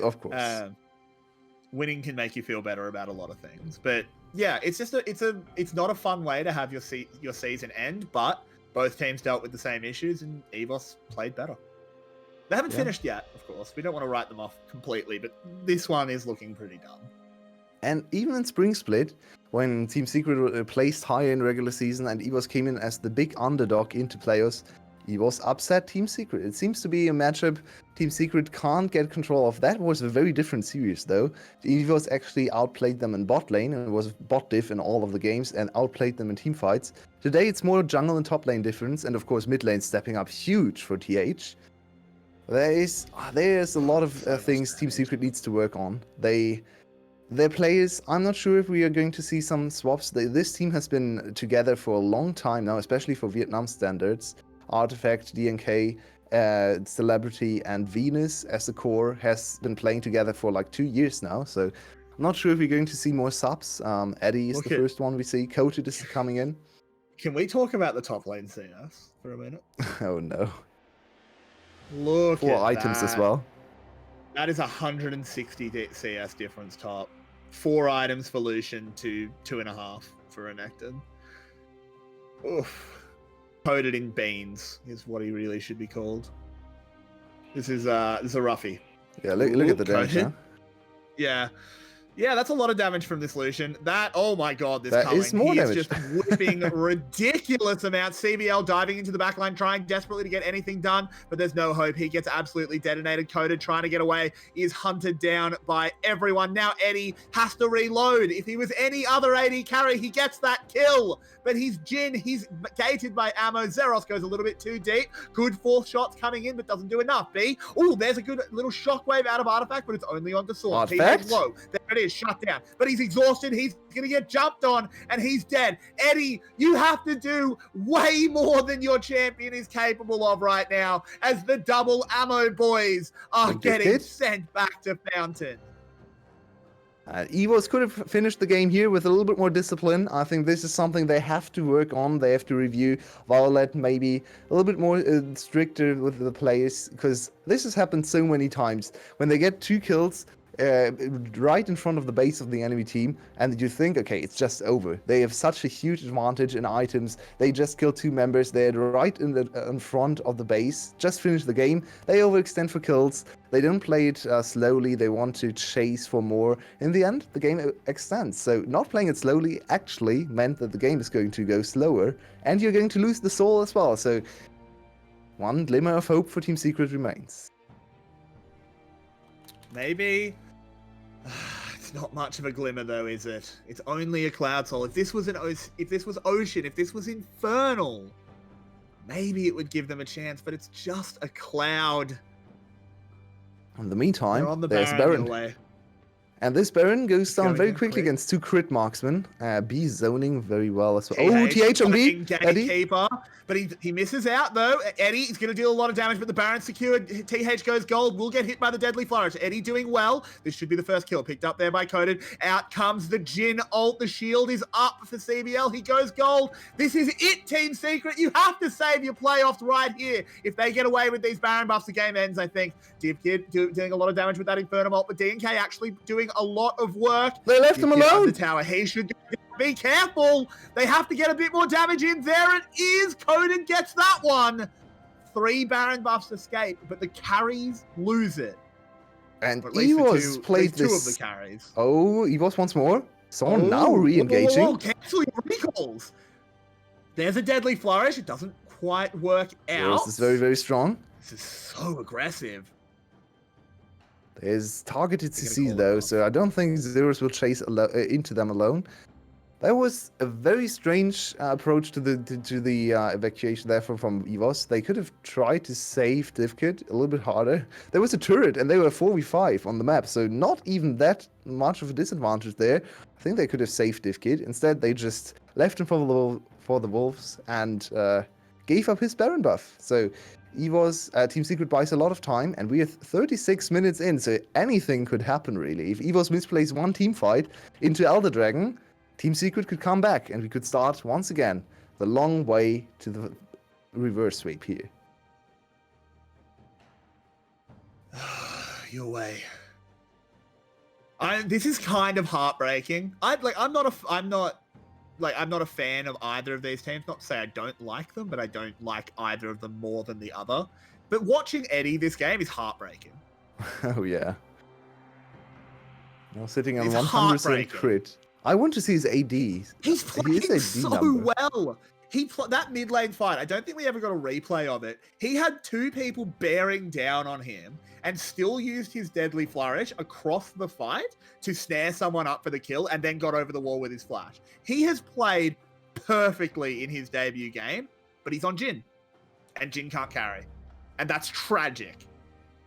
You'll get another chance here with the Baron minions working on the turret. What does Zeros want to do? No one in top lane right now. EVS has really given up on their 1-3-1 approach that won them the series against Cerberus. They're just trying to brute force the end here. That is not good. That's onto both of the AD carries, but they're going under. The tower's been turned off by the volley bear. 𝗀𝗄𝗎 should be the first one to fall, but no, he actually gets away. Tower's gone. TH goes forward. There it is. 1 for 1, 2 for 1. Oh no, Yulwei, this might finally be it. The Baron is there. Artifact has been caught. He gets blown up, and Eddie can't do enough. 𝗧𝗏 is going to be there. He finally has a defined KDA. And oh, this is going to be it. EVOS fans, raise your hands up to the sky and pray for energy, because EVOS has just booked themselves a ticket to the last chance match. They're going into the last chance saloon against GARM next week. And they stay alive, coming from lower bracket and defeating both of the teams that came from the upper bracket. Team Secret and Team Secret now, and of course Cerberus last week. So back to back against teams that were placed higher than them in regular season, really proving themselves and standing up now to the challenge of GARM. Next Friday is going to be when EVOS needs to prove that they are not only a good team, but a great team. They are one chance to get to Worlds. But today was a very, very convincing series. Last game, very back and forth, and maybe the most sloppy game of all the three. They got maybe a little bit too ahead of themselves. They thought they had won the series a little bit too early. Wasn't the case, but in the end, they were still able to win the team fights and actually get it over with. 3-0 over Team Secret. I don't think many people expected them to smash the Team Secret this hard. And they are coming in with one mission and one mission only next week when they face against GARM. Yeah, and you know that there is a bullseye drawn on the heads of Kiaya, Levi, and Dia1, because 𝗧𝗏 does not want to miss finals. 𝗧𝗏 does not want to miss Worlds. They're coming from the 5th seed, and they are now one series away from Worlds. GARM standing in their way is the final hurdle for EVOS, and it's a big, big hurdle. But after this performance, GARM cannot take them lightly. That's going to be it from the two of us for tonight. Thank you for bearing with us through all of the technical issues. It actually affected the whole world, or at least the whole east of the world. Obviously, the West hasn't been playing. It's been a bad night for League of Legends, but thank you for bearing with us. The games were fun. We hope you enjoyed the cast and that. From me and Yulwei, this is going to be it for us for this week, but our analysts, I'm sure, have a lot to talk about. So take it away, you guys. Okay, thank you. Thank you, Everyday. Thank you, Yulwei.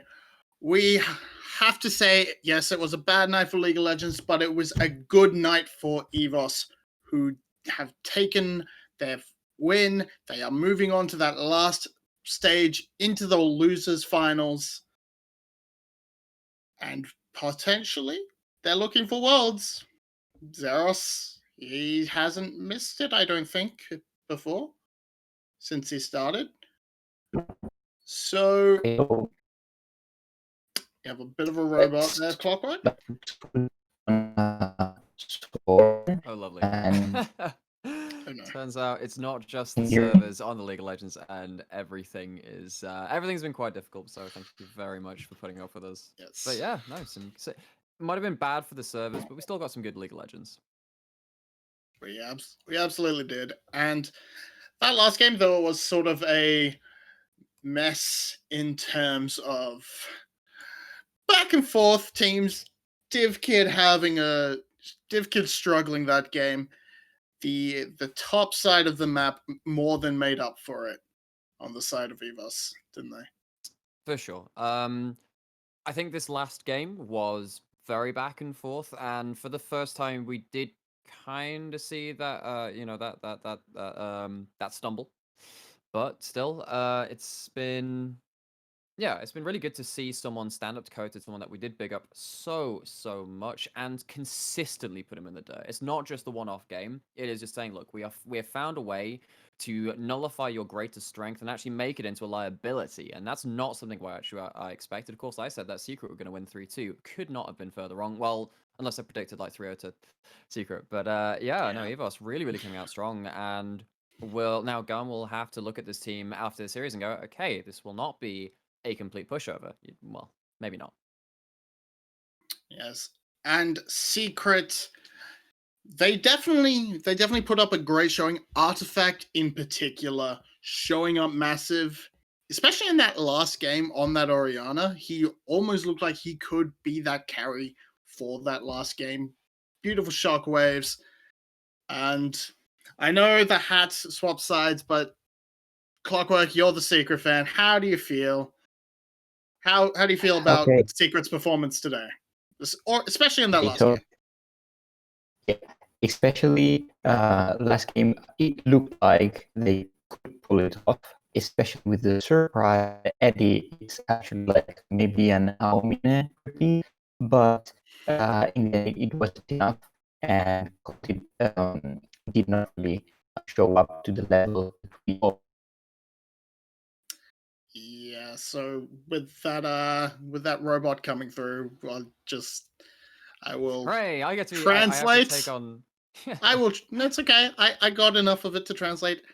CBL and Eddie coming through, giving a great performance, but in the end, that top side just not doing it for the side Secret. 𝗀𝗀𝗢 in particular having a terrible series, start to finish.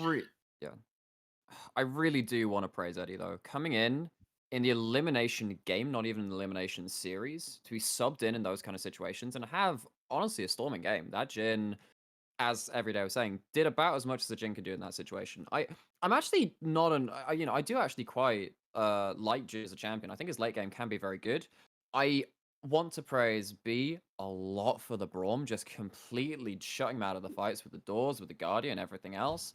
I think that even though the Jhin missed a couple of ultimate shots, again, as you were saying on cast, in his own individual play, outside of how the enemy team reacted to him, I think Eddie, as a debut professional match, will not have been embarrassed by that. Yes, and as we have, and 𝘁 absolutely coming in there. He's checked off DNK, he's checked off Zhu Hao. Now he just needs to fight Ego and Levi for that supremacy. Thank you, Clockwork, for that point. As we can still we're still in contact with him. He's just sort of frozen, as you can see. We'll move on to smoke signals next if this doesn't work. Yeah, this look forward to the entirety of the finals in Morse code. It will be a very interesting experience for all of us, especially because I don't know Morse code. Yes. Is that good? Thank you. Nice. But with that said, we have to say, I mean, I'm not allowed to end yet, so we're going to have to keep this going a little bit longer. Oh, yes. Of course. Player of the series for this will be 𝘁, as I said. He had an excellent performance in game 2 and 3. Game 1, he was absolutely still relevant. He did so much for the side of EVS. He did. He was apparently he's in the mid lane because I flubbed the graphic. Either way, yeah, no, I think 𝘁 rightfully played the series. We were wondering about TH heading back into that final game. It was neck and neck between them, but for 𝘁 to get first blood, to be that really strong front line in a game where if Orianna is up against a team which is very low range, has the ability to just turn the fight with a shockwave, you can just completely pummel the low range enemy composition, drag him in, and that's why we were also saying Artifact might have been the person to carry that game. It didn't end up that way, partly because 𝘁 was so good at getting in his own lead, getting into the backline, and just punishing people who were just slightly out of position. And as much as DNK has been one of my favorite players in the VCS, watching back over the replays, watching them play live, 𝘁 was undoubtedly the best player on the Rift today, and yeah, wonderful player of the series for him. Absolutely. And again, thank you from all of us.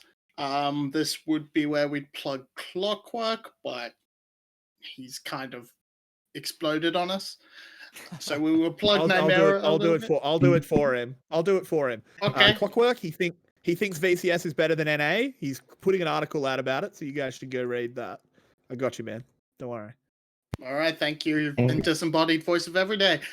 Nymaera, give us the quick rundown. Where can we find you? Yeah. Where can you find me? I'm on Twitter. I'm on my own personal stream. I do a bootleg broadcast of the LGL just over across the pond from Vietnam, of course, doing Japanese League of Legends. I do a lot of amateur casting as well, and do things all over the shop. So if you want to follow me and my work, please come find me. Absolutely, follow them both. And do we have a little bit of Clockwork, perhaps? I don't know. He's occasionally stuttering on the screen. He's still recording, so sorry, mate. We plugged you. We plugged you anyway. Character. Character. I agree. Sorry. The Clockwork spirit has spoken. Character. So it Character. must be. Thank you, of course. But that's all from us. I've been Vinnie. This has been VCS English. Tune in for the losers final on Wednesday, I believe, and then next week we will see the final showdown. Friday, apparently. I've got my things mixed up. This is so cursed. It's pretty cursed. But yes, thank you. We'll see you next time. Bye. Take. Away.